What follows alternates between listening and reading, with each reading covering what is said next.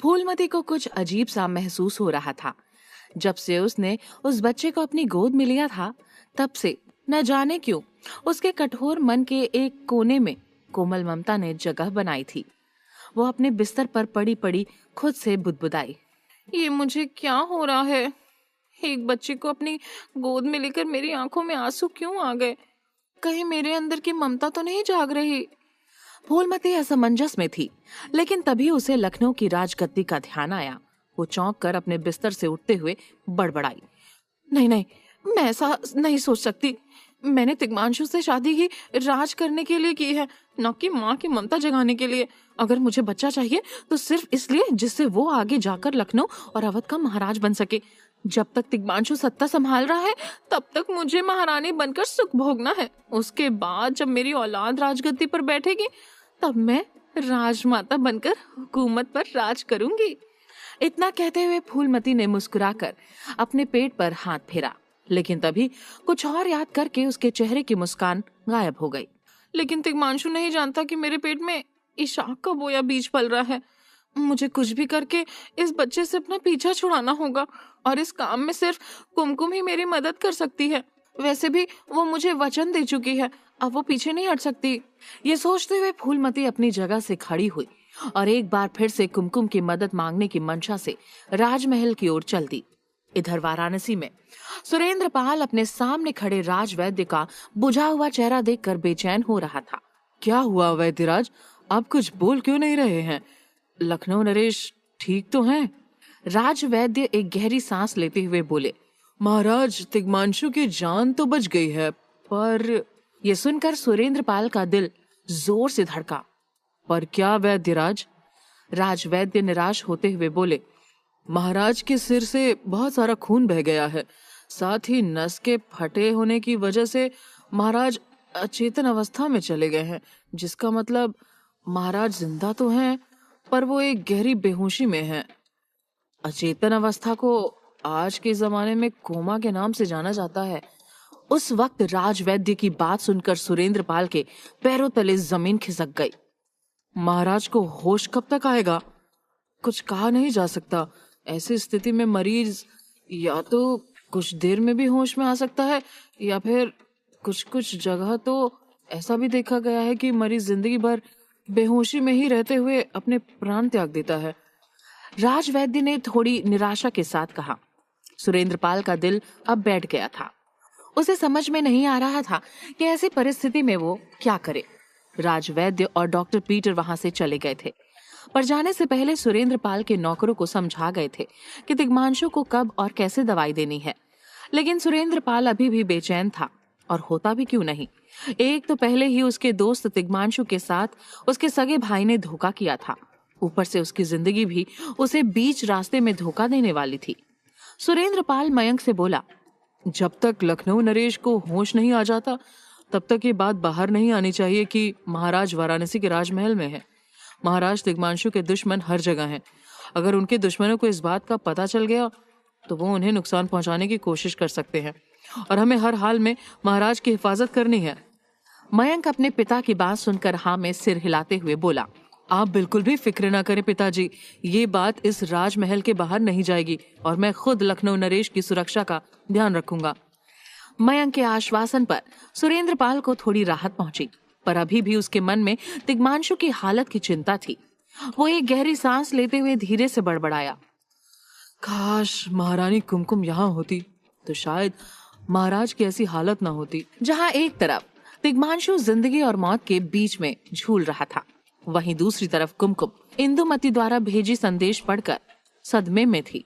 उसे तो अभी तक ये भी नहीं पता था कि उसका सुहाग जिंदा भी था या नहीं।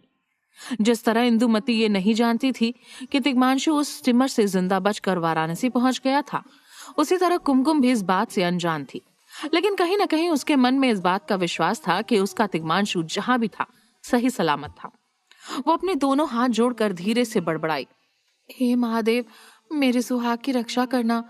पिछली बार आपने स्वयं मुझे मेरे सुहाग को बचाने के लिए मुझे उन तक पहुंचाया था। इस बार मैं उनसे दूर हूँ, केवल आप ही हैं जो उनकी जिंदगी की बागडोर संभाले हुए हैं। मेरे विश्वास को टूटने मत देना महादेव। कुमकुम ये प्रार्थना कर रही थी, तभी उसके कमरे का दरवाजा इशाक ने खटखटाया।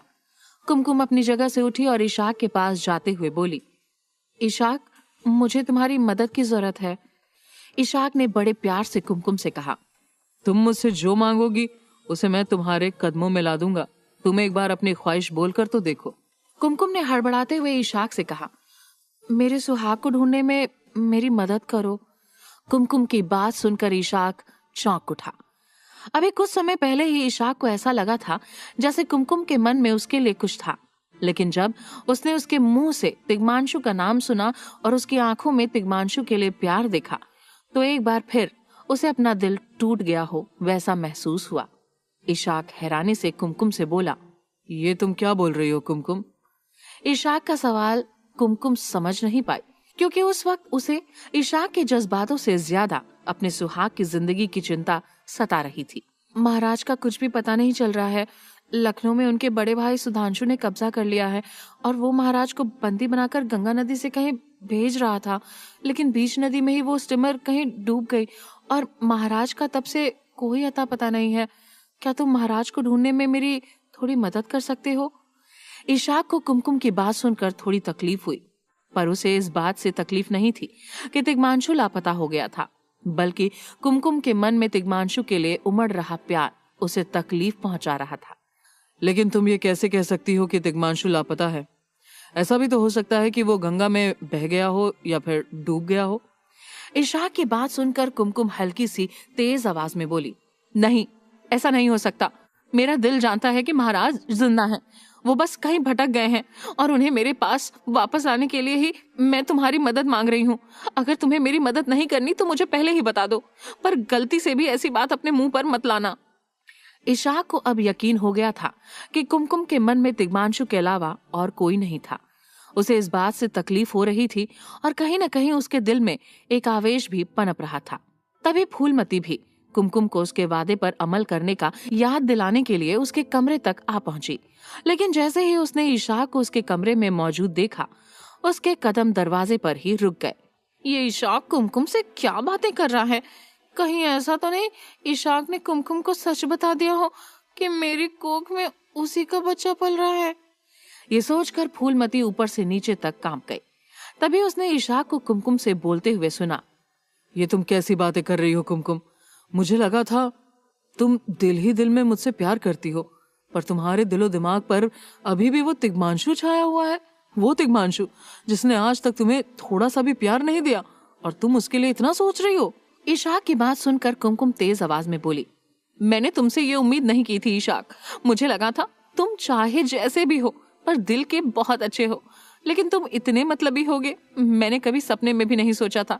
मैं जानती हूँ तुम तिग्मांशु को पसंद नहीं करते, पर क्या तुम मेरे प्यार में इतने अंधे हो गए हो कि अपने अंदर की इंसानियत को भी भूल गए?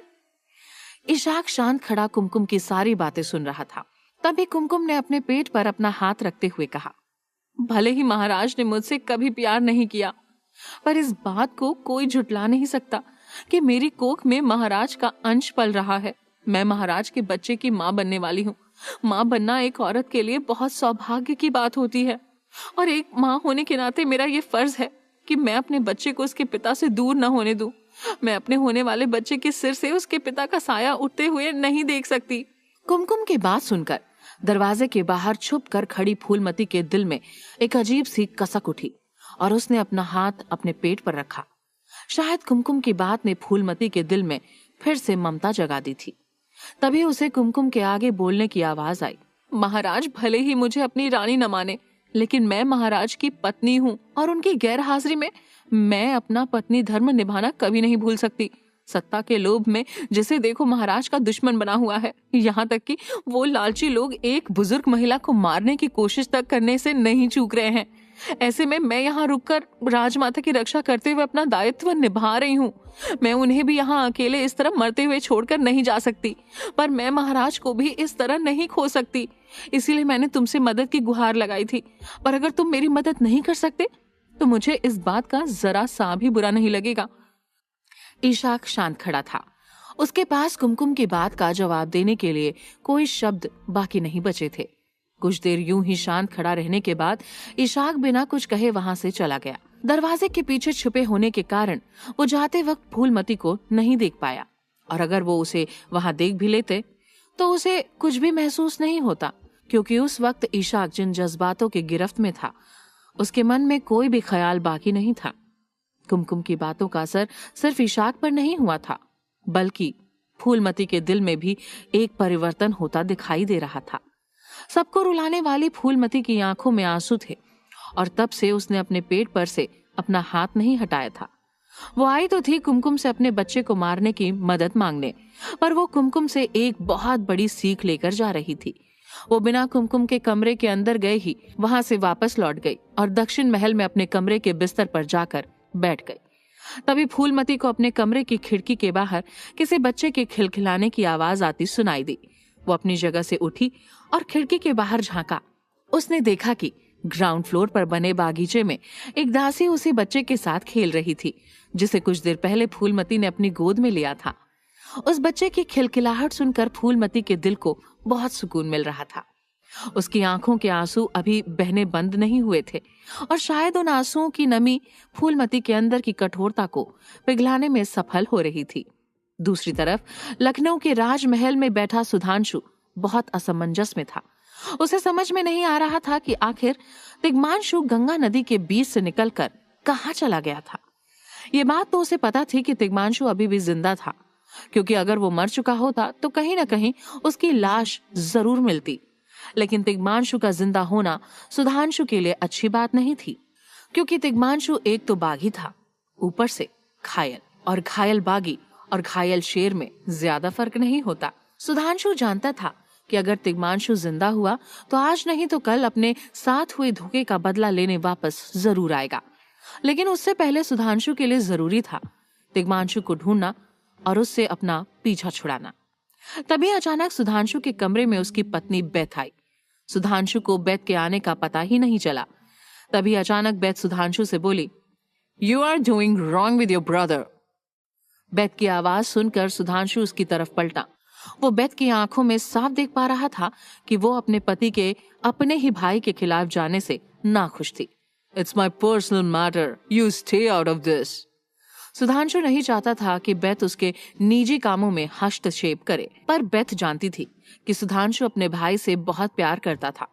वो बस राय सिंह बहादुर के बहकावे में आकर अपने ही भाई के खिलाफ हो गया था, और बेथ को ये सही नहीं लग रहा था। सुधांशु और बेथ में अभी बहस चल ही रही थी कि तभी एक खबरी आकर सुधांशु से बोला, "महाराज, हमारे कुछ आदमियों को तिग्मांशु के बारे में कुछ पता चला है।" ये सुनकर सुधांशु के चेहरे पर एक कुटिल मुस्कान आ गई, और वो उस खबरी के साथ उस कमरे से बाहर निकल गया। क्या सुधांशु को तिग्मांशु के बारे में पता चलने वाला था? क्या तिग्मांशु कोमा के बाहर आ पाएगा? दूसरी तरफ फूलमती अपने बच्चे को लेकर क्या फैसला लेने वाली थी? जानने के लिए सुनते रहिए रॉकिंग महारानी, सिर्फ पॉकेट एफएम ऐप पर। अवध में राय सिंह बहादुर अपने कमरे में टहल रहा था जब आलिशान उसके पास आते हुए टेंशन में बोली, "अभी अभी मेरे पास सुधांशु का खबरी आया था, और वो ये खबर देकर गया है कि तिग्मांशु सुधांशु की पकड़ से भाग निकला है।" "क्या? पर ये कैसे हुआ?" राय सिंह ने हैरान होते हुए पूछा। "उस मूर्ख सुधांशु ने तिग्मांशु को एक स्टीमर में बैठाकर गंगा नदी से कलकत्ता भेजना चाहा, पर बीच मझधार में ही वो तिग्मांशु नाविक को गोली मारकर वहां से भाग निकला। सुधांशु के सिपाहियों को प्रयागराज के पास तिग्मांशु की नाव डूबी हुई मिली, और उसमें नाविक की लाश भी मिली, पर उस तिग्मांशु का कोई नामो निशान नहीं था।" राय बहादुर अपने दिमाग पर जोर डालते हुए बोला, "ऐसा भी तो हो सकता है कि तिग्मांशु गंगा में डूबकर मर गया हो और उसकी लाश बहते बहते कहीं और चली गई हो।" आलिशान अपनी भावें सिकोड़ते हुए बोली, "हो सकता है, लेकिन जब तक लाश नहीं मिलती तब तक हम उसे मरा हुआ नहीं मान सकते, क्योंकि अगर वो जिंदा रहा तो ये बात हमारे लिए खतरनाक साबित हो सकती है।" राय सिंह बहादुर निश्चिंत होकर जवाब देते हुए बोला, "तुम भी ना बेगम, बिना बात की इतनी चिंता करती हो। वो तिग्मांशु अगर जिंदा भी है तो हमारा कुछ नहीं बिगाड़ सकता। लखनऊ की बागडोर उसके हाथ से छीन चुकी है, और जायदाद के कागजात हमारे पास हैं। बस हमें जल्दी से उस पर राजमाता के दस्तखत लेने हैं। एक बार उन कागजात पर राजमाता के दस्तखत हो गए तो तिग्मांशु युवराज पद से भी हमेशा हमेशा के लिए बर्खास्त हो जाएगा, उसके बाद अगर उसने कोई आवाज उठाई भी तो उसका क्या फायदा। आलिशान अपने पति से सहमत नहीं थी। वो दांत पीसते हुए राय बहादुर से बोली, ये इतना आसान नहीं है जितना आपको नजर आ रहा है। तिग्मांशु ने अगर लखनऊ और अवध पर चढ़ाई कर दी तो न जाने क्या होगा। वैसे भी सब जानते हैं तिग्मांशु जितना अच्छा राजा है उससे कहीं ज्यादा अच्छा योद्धा है। अगर उसने विद्रोह कर दिया तो न जाने क्या होगा। आलिशान की बात सुनकर राय बहादुर जोर जोर से हंसने लगा। आलिशान को समझ में नहीं आ रहा था कि उसने ऐसा कौन सा मजाक किया था जिस पर उसके पति को हंसी आ रही थी। तभी राय बहादुर अपनी हंसी रोकते हुए आलिशान से बोला, बेगम, शायद तुम भूल रही हो कि तिग्मांशु के हाथ से सत्ता जा चुकी है और वो अब कहीं का राजा नहीं रहा। साथ ही उसकी प्रजा और सेना भी उससे छूट चुके हैं। अगर उसने विद्रोह किया भी तो क्या वो अकेला युद्ध करेगा? सुधांशु और मेरी विशाल सेना है। हमारे आगे तिग्मांशु चंद पल भी टिक नहीं पाएगा। मान लो अगर उसके कुछ वफादार उसका साथ देते भी हैं तो उनकी संख्या कितनी होगी? 20-25 बस। अब उन्हें मैदान में लाकर विशाल सेनाओं से युद्ध करने तो कोई मूर्ख ही उतरेगा। राय बहादुर की बात अपनी जगह सही थी। उस बारे में सोचकर आलिशान को थोड़ी राहत महसूस हुई। वो हल्की मुस्कान के साथ बोली, सही कहा। ऊपर से तिग्मांशु की दोनों बीवियां इस वक्त हमारे पास हैं। वो अवध पर हमला करने की सोचेगा भी नहीं। राय बहादुर आलिशान के पास आकर प्यार से बोला, तुम परेशान होना बंद करो और जायदाद के कागजात पर राजमाता के दस्तखत लेने के बारे में सोचो। हमें किसी भी तरह इसे जल्दी निपटाना है। यह सुनकर आलिशान ने चैन की सांस ली और हाँ में अपना सिर हिलाया। उधर लखनऊ के राजमहल में सुधांशु अपने राज दरबार में पहुंचा, जहां उसके सिपाही कुछ 2-3 लोगों को पकड़ कर लाए थे। उन लोगों के कपड़ों को देखकर ऐसा लग रहा था जैसे वो कोई मजदूर थे। सुधांशु चिढ़ते हुए अपने सेनापति से बोला, ये किसको पकड़ कर लाए हो? मुझे लगा तुम्हारे आदमी उस तिग्मांशु की खबर लेकर आए होंगे और तुम तो इन मजदूरों को लेकर मेरे सामने खड़े हो। सुधांशु का गुस्सा देखकर उसका सेनापति डरते हुए बोला, नहीं महाराज, ये मजदूर नहीं, मछुआरे हैं। हमारे सिपाही इन्हें प्रयागराज के आगे से लेकर आए हैं और इनके पास तिग्मांशु की कोई खबर है। ये सुनकर सुधांशु की आंखों में एक चमक आ गई। वो उन मछुआरों के पास जाते हुए रौबदार आवाज में बोला, बताओ क्या खबर लाए हो? उन मछुआरों में से एक बोला, महाराज, हम लोग प्रयागराज से कुछ कोस दूर रहते हैं और गंगा नदी से मछलियां पकड़कर अपना गुजारा करते हैं। उस दिन भी हम सुबह सुबह मछली पकड़ने के लिए गंगा नदी के बीचों बीच गए थे। तभी हमने एक जोरदार आवाज सुनी। हमें ऐसा लगा मानो जैसे अंग्रेजों ने जोर से कोई तोप दागी हो। तभी हमने देखा कि एक अजीब सी दिखने वाली नाव पीछे से आगे की तरफ आ रही है। शायद वो नाव डूबने वाली थी, इसलिए हम में से एक उस नाव के पास गया और उसने देखा उसके अंदर 2 लाशें पड़ी थी। लेकिन गौर से देखने पर यह पता चला कि उनमें से एक शख्स जिंदा था, पर शायद वो बेहोश होने वाला था। इसलिए हम उसे उस नाव से निकालकर किनारे तक लाए। ये सुनकर सुधांशु की बेचैनी और ज्यादा बढ़ गई और उसने पूछा, क्या वो दिखने में कैसा था और अभी वो कहाँ है? महाराज, उसने बहुत अच्छे कपड़े पहने थे, मानो कहीं का राजकुमार हो। उसके शरीर में बहुत सारे आभूषण भी थे जिन्हें देखकर हमारी आंखें चौंधिया गईं। इसलिए हमने उसके शरीर से सारे आभूषण निकाल लिए और उसे गंगा में फेंक दिया। दूसरा मछुआरा बोला। ये सुनते ही मानो सुधांशु का पारा 7वें आसमान में पहुंच गया। तभी तीसरे मछुआरे ने अपने कमर में बंधे कपड़े में से एक हीरे की अंगूठी निकालकर सुधांशु को दिखाई। जैसे ही सुधांशु ने उस अंगूठी को अपने हाथ में लिया, उसकी आंखों में न जाने कैसे आंसू आ गए। वो अंगूठी सुधांशु की ही थी, जिसे उसने बचपन में अपने छोटे भाई तिग्मांशु को दी थी। वो इस बात को सोचकर भावुक हो उठा कि तिग्मांशु ने अभी भी उसकी दी हुई अंगूठी संभाल कर रखी थी। अचानक से सुधांशु की आंखों में फिर से एक गुस्सा उतर आया। उसने तेज आवाज में अपने सेनापति से कहा, इन तीनों की गर्दनें धड़ से अलग कर दो। सुधांशु की बात सुनकर वो मछुआरे डर से कांपते हुए सुधांशु से रहम की भीख मांगने लगे। लेकिन उससे पहले ही सुधांशु के सेनापति ने अपने राजा की आज्ञा का पालन करते हुए उन सब की गर्दनें राज दरबार में ही काट डाली। सुधांशु अभी भी गुस्से से लाल था। उसे थोड़ा बेहतर महसूस करवाने के लिए उसका सेनापति बोला, आप शांत हो जाइए महाराज। इन मछुआरों ने भले ही तिग्मांशु को जिंदा छोड़ दिया था, पर इन्होंने तिग्मांशु की जैसी हालत बताई थी, मुझे नहीं लगता कि नदी में बहने के बाद तिग्मांशु जिंदा बचा होगा, इसलिए आप परेशान न हो। सेनापति को लगा था वो सुधांशु की चापलूसी करके उसकी प्रशंसा पाएगा, पर यहाँ तो पासा उल्टा ही पड़ गया। सुधांशु गुस्से से अपने सेनापति से बोला, मैंने इन लोगों का सिर इसलिए धड़ से अलग नहीं करवाया क्योंकि इन्होंने तिग्मांशु को जिंदा छोड़ दिया था, बल्कि इसलिए इन्हें मरवाया कि इन छोटे लोगों की हिम्मत कैसे हुई मेरे भाई को हाथ लगाने की। भले ही तिग्मांशु मेरा दुश्मन है, और मेरे रहते कोई और उसे हाथ नहीं लगा सकता। इतना कहते हुए सुधांशु गुस्से से वहां से चला गया। दरबार में मौजूद किसी को भी उसका ये बर्ताव समझ में नहीं आया। सेनापति हैरान होता हुआ धीरे से बड़बड़ाया, न जाने मैं कैसे राजा के लिए काम करता हूँ। एक तरफ अपने भाई को अपना दुश्मन मानते हैं, ऊपर से कोई अगर उसे हाथ भी लगाए तो तड़प उठते हैं। न जाने ये चाहते क्या है। दूसरी तरफ अवध में अपने कमरे में इशाक कुमकुम की बात के बारे में सोच रहा था। आज ऐसा पहली बार हुआ था जब इशाक के पास किसी बात का कोई जवाब नहीं था। कुमकुम की बातें रह रहकर उसकी रूह से सवाल कर रही थी कि आखिर वो नित्या के बहकावे में आकर क्या करने जा रहा था।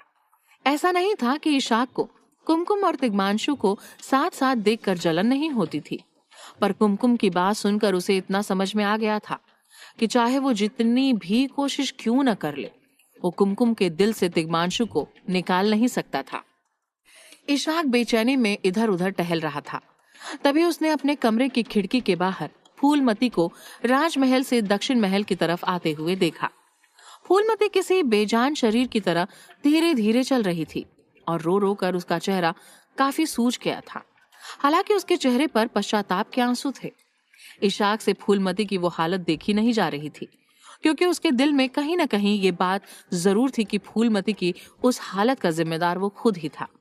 इससे पहले फूलमती अपनी नजरें ऊपर उठाकर इशाक की तरफ देखती, इशाक तेजी से खिड़की से हटकर खड़ा हो गया।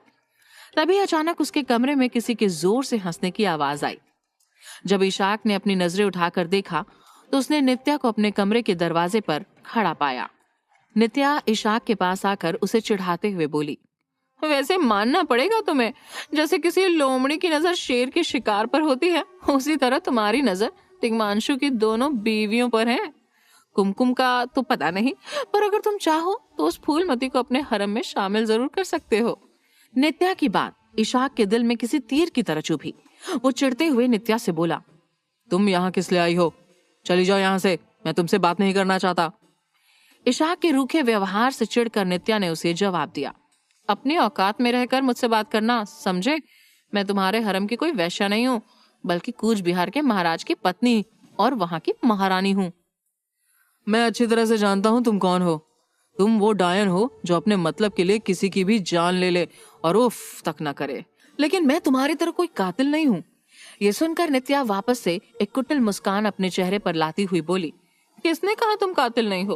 तुम में और मुझ में ज्यादा फर्क नहीं है। जिस तरह मैं तिग्मांशु को पाने के लिए किसी भी हद तक जा सकती हूँ, उसी तरह से तुम भी कुमकुम को हासिल करने के लिए कुछ भी कर सकते हो। भूलो मत, तिग्मांशु और कुमकुम को दूर करने के लिए यहाँ जो भी षड्यंत्र रचा जा रहा है, उसमें तुम भी बराबर के भागीदार हो, और तुम चाहे कुछ भी क्यों न कर लो, आखिर में तुम एक कातिल ही कहलाओगे। इतना कहकर नित्या वहां से चली गई, पर उसके शब्द अभी भी इशाक के कानों में गूंज रहे थे। आज इशाक को खुद से घिन आ रही थी और कैसे भी करके उसे अपनी की हुई गलतियां सुधारनी थी। रात भर इशाक आत्मग्लानि की आग में जलता रहा। उसे रात भर नींद नहीं आई, और जब सवेरा हुआ तब तक इशाक का दिल पछतावे की आग में झुलसकर पूरी तरह से पाक हो चुका था। वो अपने महल से निकलकर कुमकुम के कमरे में जा पहुंचा। कुमकुम को देखकर साफ समझ में आ रहा था कि वो भी रात भर सोई नहीं थी। वो पूरी रात अपने तिग्मांशु के बारे में ही सोचती रही, पर उसे सुबह तक इस बात का जवाब नहीं मिला था कि आखिर वो किस तरह से अपने तिग्मांशु तक पहुंच सकती थी। तभी इशाक को सुबह सुबह अपने कमरे में देखकर कुमकुम चौंकते हुए बोली, तुम इस वक्त यहाँ क्या कर रहे हो इशाक? मैं तुमसे बात नहीं करना चाहती। इशाक गंभीर आवाज में कुमकुम से बोला, जो लड़ाई इस महल में शुरू हुई है उसे खत्म करने का वक्त आ गया है। अवध के राजमहल में सारे मंत्री, राय सिंह बहादुर, आलीशान और नित्या विराजमान थे। किसी मसले पर चर्चा हो रही थी। तभी वहां कुमकुम पहुंची। सब उसे देख हैरान रह गए। राजमाता को मारने की कोशिश में सिर्फ मेरे पिता बृजमोहन का हाथ नहीं है। कुमकुम दहाड़ी। नित्या दंग रह गई। आलीशान और राय सिंह बहादुर चौंक गए। राय सिंह बहादुर बोला, इस पर कल हमारी बात हो चुकी थी। तुम्हारे पिता ने अपना गुनाह कबूल कर लिया था, अब वापस वही बात करने का क्या मतलब? कल भी मैंने कहा था कि वो पूरी योजना कूच बिहार की महारानी नित्या ने बनाई थी, लेकिन आपने मेरी बात नहीं सुनी थी महाराज। लेकिन आज मैं सबूत लेकर आई हूँ। कुमकुम के इस खुलासे ने वहां मौजूद सबके होश उड़ा दिए थे। तभी नित्या गुस्से से उठी और कुमकुम के गाल पर एक जोरदार थप्पड़ जड़ दिया। कुमकुम अपना संतुलन खोती हुई जमीन पर जा गिरी। नित्या गरजते हुए बोली, तुम्हारी इतनी हिम्मत कि तुम मुझ पर इतना संगीन आरोप लगाओ? तुम शायद भूल गई हो कि मैं कौन हूँ। तभी पीछे से इशाक की तेज आवाज आई, तुम एक कातिल हो जिसने राजमाता सुंदरी का कत्ल करने की साजिश को अंजाम देना चाहा है। इशाक की बात सुनकर नित्या के मन में एक डर की लहर दौड़ गई और दरबार में बैठे सभी लोग इशाक को फटी आंखों से देखने लगे। तभी आलीशान गुस्से से इशाक से बोली, ये तुम क्या कह रहे हो इशाक? तुम्हें पता भी है कि इससे कितना बड़ा तूफान आ सकता है? इशाक आगे बढ़ते हुए आलीशान और राय सिंह बहादुर से बोला, मैं सिर्फ सच ही कह रहा हूँ और आज मैं ये सच पूरी दुनिया के सामने लाकर रहूंगा। क्या इशाक सबके सामने पूरा सच बोल देगा? सच सामने आने पर नित्या को क्या सजा मिलेगी? क्या सुधांशु तिग्मांशु तक पहुंच पाएगा? जानने के लिए सुनते रहिए रॉकिंग महारानी, सिर्फ पॉकेट एफएम ऐप पर। अवध के राज दरबार में इशाक ने नित्या की पूरी योजना सबके सामने बता दी। ये सुनकर वहां पर थोड़ी देर सन्नाटा छा गया। नित्या अपनी जगह पर ही मानो जम गई थी। दो पल के लिए उसे ऐसा लगा कि क्या वो कोई सपना देख रही थी या फिर उस बेवकूफ इशाक ने सच में उन दोनों के प्लान के बारे में पूरे अवध को बता दिया था। इशाक ने मुड़ के कुमकुम की ओर देखा, जो अभी तक नित्या की थप्पड़ से फर्श पर गिरी हुई थी। कुमकुम की आंखों में आंसू थे। इशाक ने उसे अपना हाथ दिया और कुमकुम उसके सहारे खड़ी हुई। बाकी की कमान कुमकुम ने संभाल ली। कुमकुम बोलती गई कि किस तरह कुमकुम की दवाई राजमाता को मार ही नहीं सकती थी, क्योंकि कुछ ही दिन पहले कुमकुम ने वही जड़ी बूटी फूलमती को दी थी, जिसकी वजह से उसकी तबीयत ठीक हो गई थी। सच तो ये है कि मेरी उस दवाई की वजह से ही दादी जी की जान बची है और वो खतरे से बाहर आ चुकी हैं, वरना। गुस्से में कुमकुम नित्या को देखते हुए बोली, ये अपने इरादों में कामयाब हो गई होती। नसीब से कुमकुम ने छुपके से जो दवाई राजमाता को दी थी, उसकी वजह से उनकी सांसें धीरे धीरे नॉर्मल हो रही थी। ये बात कुमकुम ने भरी सभा में कही तो आलीशान के कान खड़े हो गए। मतलब अब राजमाता की जान को कोई जोखिम नहीं है? आलीशान ने पूछा। कुमकुम ने कहा कि अब वो बिल्कुल ठीक है और जल्दी होश में आ जाएंगी, लेकिन इसका मतलब ये नहीं कि नित्या को उसके किए की सजा ना मिले। कुमकुम ने मजबूत होकर कहा। राय सिंह बहादुर के जीवन में इतनी बड़ी समस्या कभी नहीं आई थी। एक और उसके दरबार में उसी के साले इशाक ने नित्या का पर्दाफाश किया था। अगर इशाक की जगह किसी और ने नित्या के करतूत की गवाही दी होती तो भी राय सिंह बहादुर उस गवाह की सच्चाई पर सवाल उठा सकता था, लेकिन अब वो रास्ता भी बंद हो गया था। और तो और पिछले दिन ही उसने और आलीशान ने नित्या से वादा किया था कि सजा तो दूर की बात है, वो लोग कभी महारानी नित्या पर शक भी नहीं करेंगे। अब सबके सामने खुद को न्याय प्रिय कहलवाने वाला महाराज राय सिंह बहादुर सच से पीछे भी कैसे हटे, और गुनाह उसकी खुद की माँ को मारने की कोशिश का था। थोड़ा सोचने के बाद उसने बात तो घुमाने की कोशिश की। महारानी नित्या, कहते हुए वो नित्या की ओर मुड़ा, आप अपनी सफाई में कुछ कहना चाहती हैं? पूरे दरबार का ध्यान अब चुप बैठी नित्या पर था। इन सब के बीच किसी का ध्यान नहीं गया था कि आलीशान वहां से कब की सरक गई थी। राजमहल की खाली लॉबी में आलीशान भागते हुए जा रही थी। काफी दूर से बैकग्राउंड में राय सिंह बहादुर की आवाज आ रही थी, महारानी नित्या, हमने आपसे कुछ पूछा, जवाब दीजिए। लेकिन आलीशान का ध्यान उधर नहीं था। आलीशान के हाथ में कागजात थे, वो ही तिग्मांशु को युवराज पद से हटाने वाले कागजात। वो तुरंत ही राजमाता के कमरे के बाहर पहुंची और उसके पैर एकाएक रुक गए। उसी के तैनात किए हुए सिपाही राजमाता के कमरे के बाहर थे। आलीशान जो करने जा रही थी उसके लिए उसका अदृश्य रहना बहुत ही ज्यादा जरूरी था। उसने सोचा था कि राजमाता होश में आए उससे पहले ही वो कागजात पर उनके दस्तखत ले ले। ए सुनो, आलिशान ने अपने पीछे वो कागजात छुपाए और वहां से गुजर रही एक नौकरानी को आवाज दी। जी महारानी, कहते हुए वो नौकरानी झुककर सलाम करने लगी। आलिशान ने उसे कहा कि राजमाता के कमरे के बाहर तैनात सिपाहियों को उसके कमरे में भेजे। इतना कह के वो चली गई। नौकरानी ने सिपाहियों को जाकर कहा। जैसे ही सिपाही आलिशान के कमरे की ओर जाने लगे, आलिशान पास वाली दीवार के पीछे से निकली। अब उसका रास्ता एकदम ही साफ था। आलिशान चुपचाप राजमाता के कमरे में चली गई। उधर अवध के राज दरबार में नित्या अपनी जगह से खड़ी हुई। सब उसे एकटक देख रहे थे। उसकी आंखों में आंसू थे और वो बोली, हाँ, इशाक सच कह रहा है। मैंने राजमाता को मारने की योजना बनाई थी और इशाक ने इसमें मेरा साथ दिया था। ये सुनकर राय सिंह बहादुर के पैरों तले जमीन खिसक गई। इससे पहले कि वो आगे कुछ नित्या से पूछें, कुमकुम ने नित्या से पूछा, क्यों? आखिर राजमाता ने तुम्हारा क्या बिगाड़ा है? कुमकुम बेहद भावुक हो चुकी थी। जानती हो क्यों? नित्या आक्रोश में भूल गई कि वो कहाँ खड़ी थी। वो बिना सोचे कबूलने लगी, उन्होंने मेरा कुछ नहीं बिगाड़ा है। मैं सिर्फ तुम पर उनकी हत्या का इल्जाम डालना चाहती थी ताकि तुम्हें और तिग्मांशु को अलग कर सकूं, क्योंकि मैं आज भी तिग्मांशु से प्यार करती हूँ। बात दो औरतों के बीच की थी, लेकिन अभी नित्या ने अपने दिल की बात पूरे अवध के सामने खोलकर रख दी थी। इशाक को भी ये सुनकर शौक लगा, लेकिन उसने कुछ कहा नहीं। लेकिन नित्या ना रुकी, वो तो बोलती ही चली गई। नित्या ने सबके सामने कुमकुम को कहा कि उसने तिग्मांशु को छोड़कर कूच बिहार के महाराज से शादी करके अपने जीवन की सबसे बड़ी गलती कर दी थी। लेकिन मुझे वो गलती का एहसास हो उससे पहले तो उसकी शादी तुमसे करवा दी गई। नित्या ने आंखों में खुन्नस लाते हुए कहा। लगा दीजिए मेरे हाथों में हथकड़ी महाराज। नित्या अभी मेलोड्रामा करते हुए राय सिंह के पास गई। मैं गुनहगार हूँ, ये बात अलग है कि आप मुझे राजमाता की खूनी नहीं कह सकते, क्योंकि राजमाता अभी तक जिंदा है। ये सुनकर राय सिंह की जान में जान आई। उसे नित्या को बचाने का एक छोटा रास्ता मिल चुका था। महारानी नित्या, शांत हो जाइए, वो बोल उठा। देखो कुमकुम, मुझे लग रहा है कि ये तुम लोगों का निजी मामला है और उसमें अवध की गद्दी उसके बीच में ना आए, वही बेहतर है। कुमकुम को ये सुनकर शौक नहीं लगा, क्योंकि वो जानती थी कि ऐसा ही कुछ होने वाला था। राय सिंह बहादुर में इतनी मर्दानगी तो थी नहीं कि कूच बिहार की महारानी को उसके किए की सजा भी दे सके। और वैसे भी राजमाता जिंदा है। महारानी नित्या, आशा करता हूँ कि ऐसी गलती फिर से ना होगी। सभा को दरखास्त की जाती है। कहते हुए कुमकुम कुछ बोले उससे पहले ही राय सिंह बहादुर नपुंसकों की तरह वहां से निकलकर चला गया।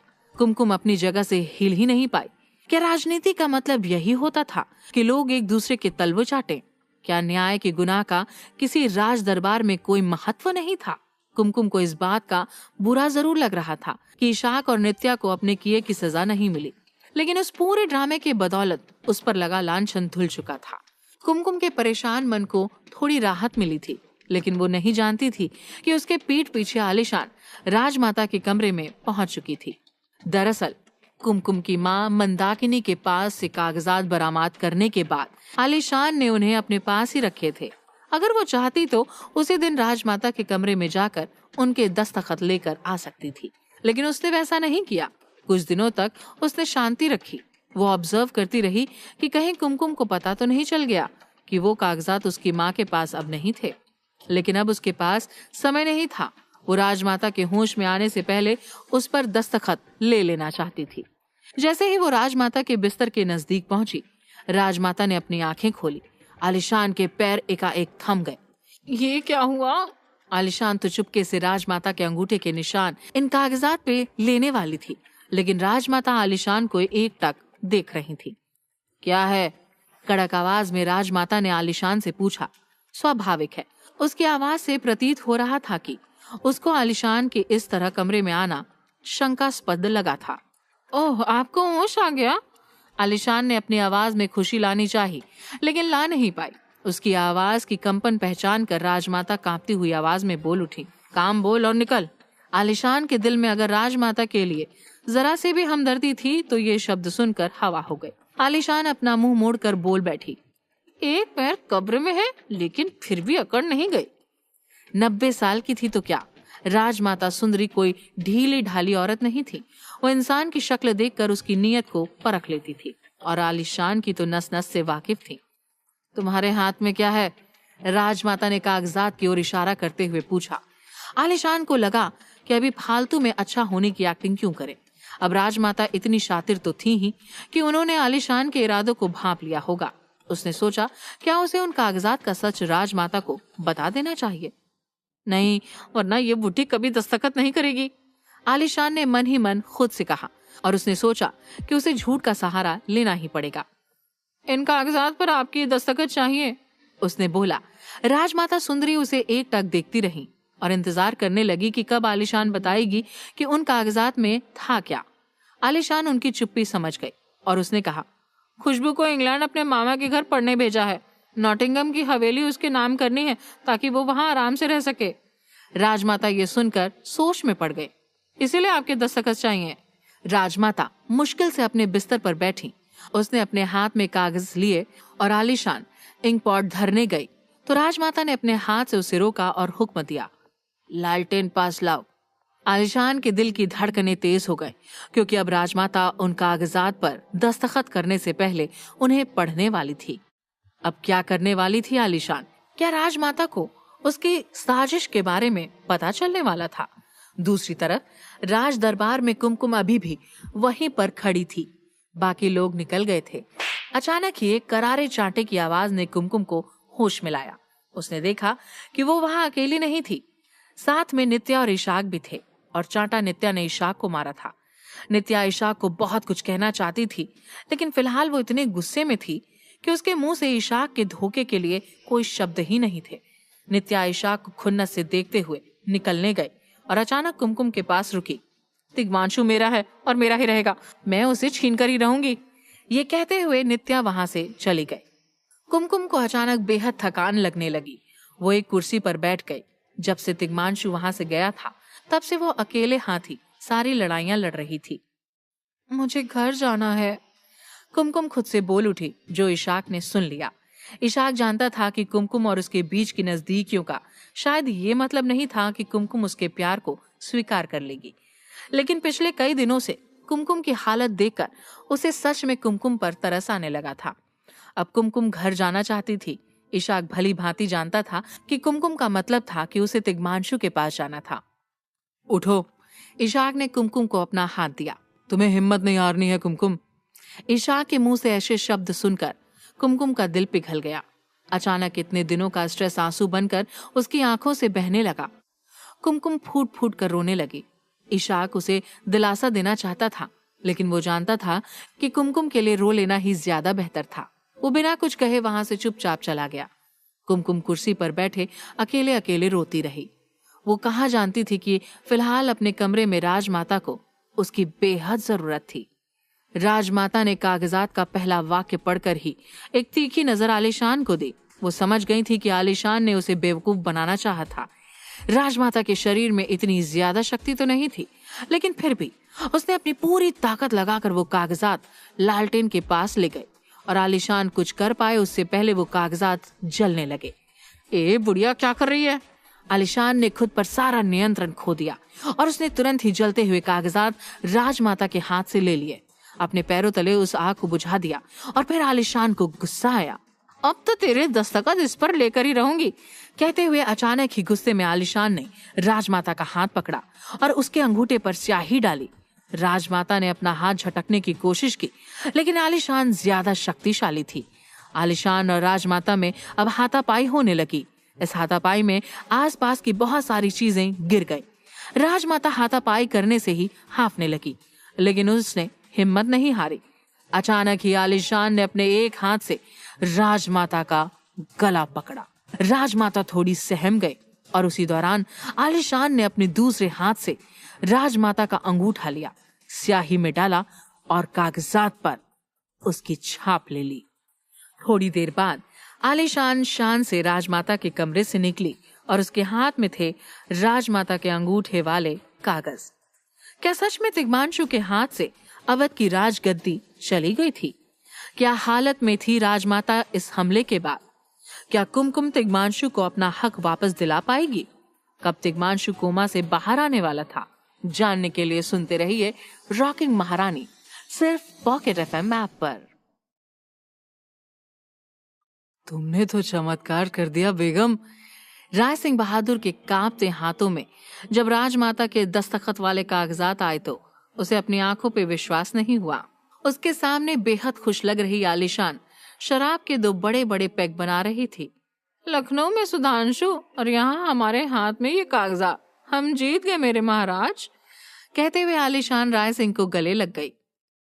कुछ ही समय पहले सुधांशु के अंग्रेज खबरी ने एक बुरी खबर जरूर दी थी कि तिग्मांशु स्टीमर से भाग गया था, लेकिन अब उन्हें उसकी कोई फिक्र नहीं थी। तिग्मांशु की गद्दी बकायदा अब इशाक के नाम पर हो गई थी। उस बेवकूफ इशाक ने जब पूरे दरबार के सामने कुमकुम का साथ दिया तभी मुझे खुद के ही खून पे गुस्सा आया।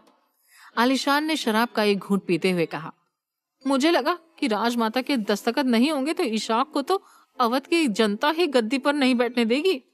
राय सिंह बहादुर अभी भी उस कागजात को ताड़ रहा था। तुरंत ही खुशी में उसने आलीशान के हाथ से दारू का बड़ा पैग लेकर एक ही घूंट में पी गया। आराम से महाराज, कुमकुम इन्हीं दीवारों के बीच है, हमें इतनी खुशी दिखानी नहीं चाहिए। आलीशान ने ये कहते हुए राय सिंह के हाथ से दारू का खाली ग्लास लेकर जमीन पर फोड़ दिया। राय सिंह पागलों की तरह हंसने लगा। खुशी की वजह से दोनों सच में पागल हो गए हों ऐसा लग रहा था। आज तिग्मांशु की बर्बादी की खुशी में सब बर्बाद कर देते हैं, कहते हुए राय सिंह ने आलीशान के हाथ से भी ग्लास लिया और नीचे फोड़ा। थोड़ी ही देर में आलीशान और राय सिंह बेफिक्रे जंगली बच्चों की तरह अपने कमरे में सारी महंगी कांच की चीजें एक एक कर तोड़ने लगे। उधर राजमाता के कमरे में एक गहरी सांस के साथ राजमाता ने अपनी आंखें खोली। आलीशान ने उसके दस्तखत के लिए उसका गला दबा के थोड़ी देर के लिए उसे बेहोश कर दिया था, लेकिन बेहोश होने से पहले राजमाता इतना तो जरूर जानती थी कि अब तिग्मांशु के सर से युवराज का ताज छीन लिया गया था। कोई और होता तो वो शायद बहुत परेशान हो जाता और तुरंत ही कुमकुम और तिग्मांशु को बुलाकर सब कह देता, लेकिन राजमाता सुंदरी को अवध पर शासन करने का लगभग 60 साल का अनुभव था। कुमकुम और तिग्मांशु को तो सच कहना ही था, लेकिन उसके पहले उसे खुद ही तिग्मांशु को इस मुश्किल से निकालने के लिए एक योजना बनानी थी। पर क्या योजना बनाएगी 90 साल की राजमाता सुंदरी? क्या वो तिग्मांशु को अपना हक वापस दिलाकर रहेगी? अगर हाँ तो कैसे?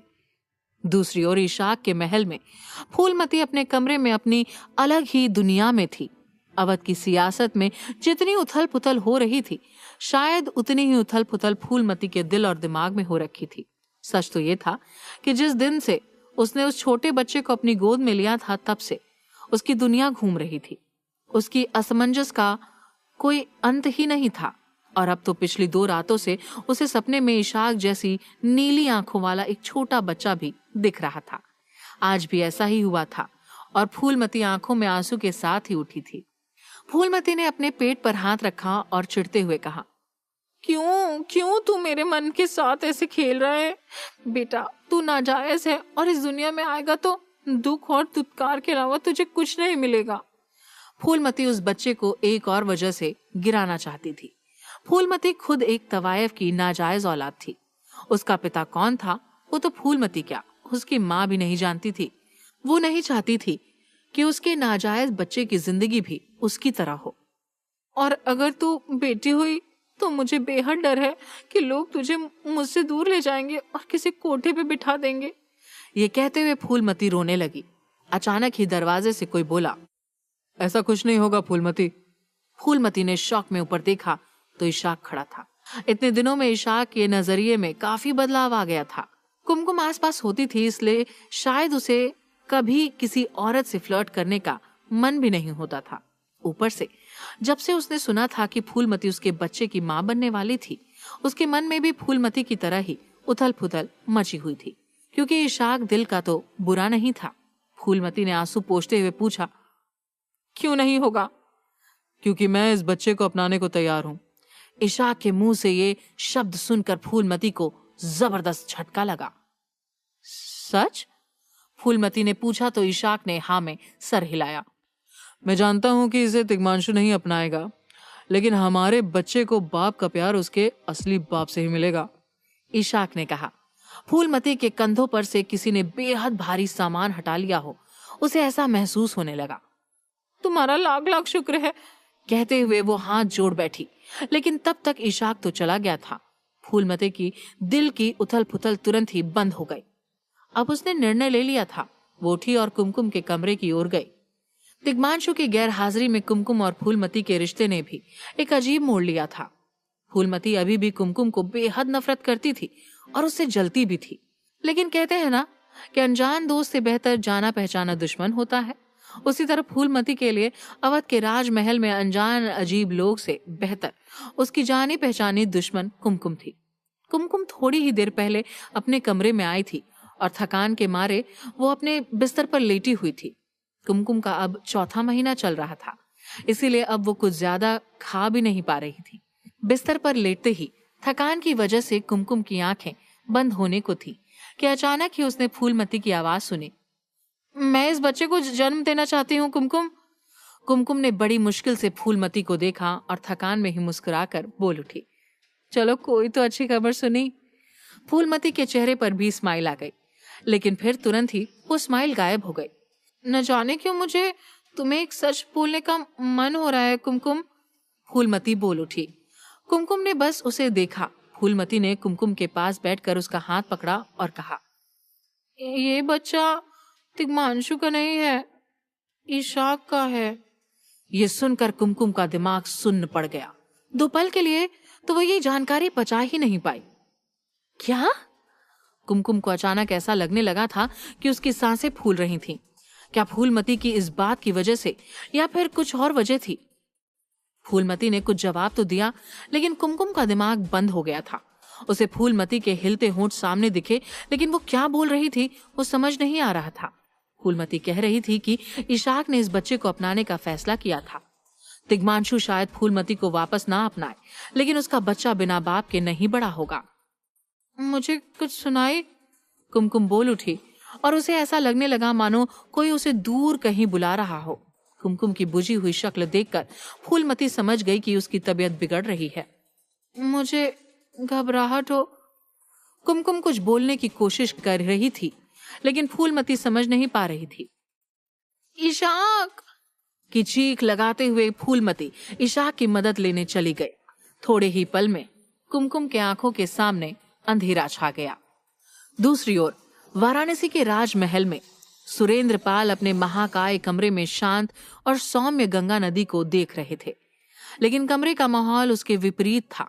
उसका बेटा मयंक उसके पीछे खड़ा था और दोनों बेहद गंभीर चर्चा कर रहे थे। बगल वाले कमरे में तिग्मांशु अभी भी कोमा में था।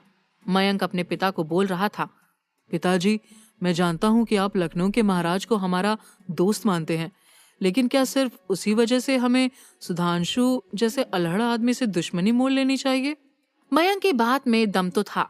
राजनीति में कभी भी भावुक होकर निर्णय नहीं लेने चाहिए, ये बात सुरेंद्र पाल भी अच्छे से जानता था। और क्या आपको यकीन है कि लखनऊ और अवध की सेनाएं अगर मिलकर हमारे खिलाफ लड़ेगी तो हमारी सेना उनके सामने खड़ी रह पाएगी?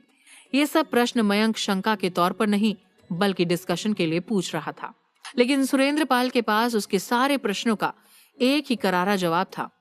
मुझे यकीन है कि हम तिग्मांशु का साथ देंगे तो कुदरत भी हमारा साथ देगी, क्योंकि बेटा।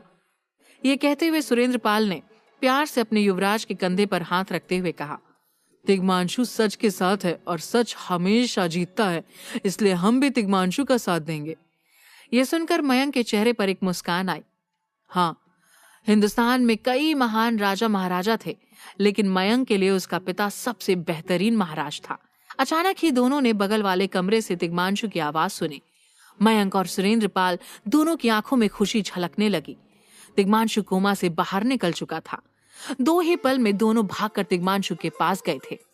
उनके सारे नौकर भी उधर आ गए थे। बिना कुछ कहे कुछ नौकर पानी लेकर आए थे, कोई तिग्मांशु के लिए फल इत्यादि भी लेकर आया था। तिग्मांशु के चेहरे पर कमजोरी झलक रही थी, लेकिन तिग्मांशु ने धीरे धीरे अपनी आंखें खोली। महाराज, आप ठीक तो हैं? सुरेंद्र तिग्मांशु के बिस्तर के पास एक कुर्सी पर बैठ गया। राजवैद्य भी दौड़ते हुए आए और तिग्मांशु की आंखों को चेक करने लगे। तिग्मांशु की आंखें बेहद ब्लैंक थी, मानो उसे समझ ही नहीं आ रहा हो कि वो कहाँ था। मयंक बोल उठा, महाराज, सर में दर्द तो नहीं है? लेकिन तिग्मांशु ने मयंक को ऐसे देखा मानो उसने कभी उसे देखा ही ना हो। वो बोल उठा, कौन? मैं मयंक, ये वाराणसी के महाराज मेरे पिता और आपके दोस्त सुरेंद्र पाल, मयंक ने कहा। तिग्मांशु ने सुरेंद्र को देखा और अचानक ही डर गया हो उस तरह अपने बिस्तर पर बैठा, पास पड़ा एक पानी का ग्लास लिया और सुरेंद्र पाल को तानते हुए कहा, तुम कौन हो? मैं कहाँ हूँ? मैं कौन हूँ? ये किसका घर है? मैं कौन हूँ?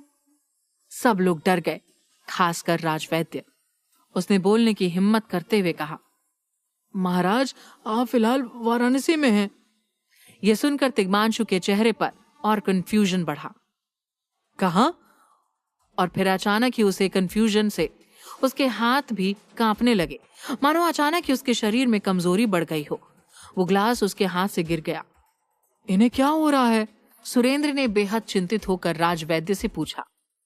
आस पूस उर अले ओलो का हाँ हो। अचानक ही तिग्मांशु किसी को ना समझ आए वैसी भाषा में बकवास करने लगा। ये कौन सी भाषा है?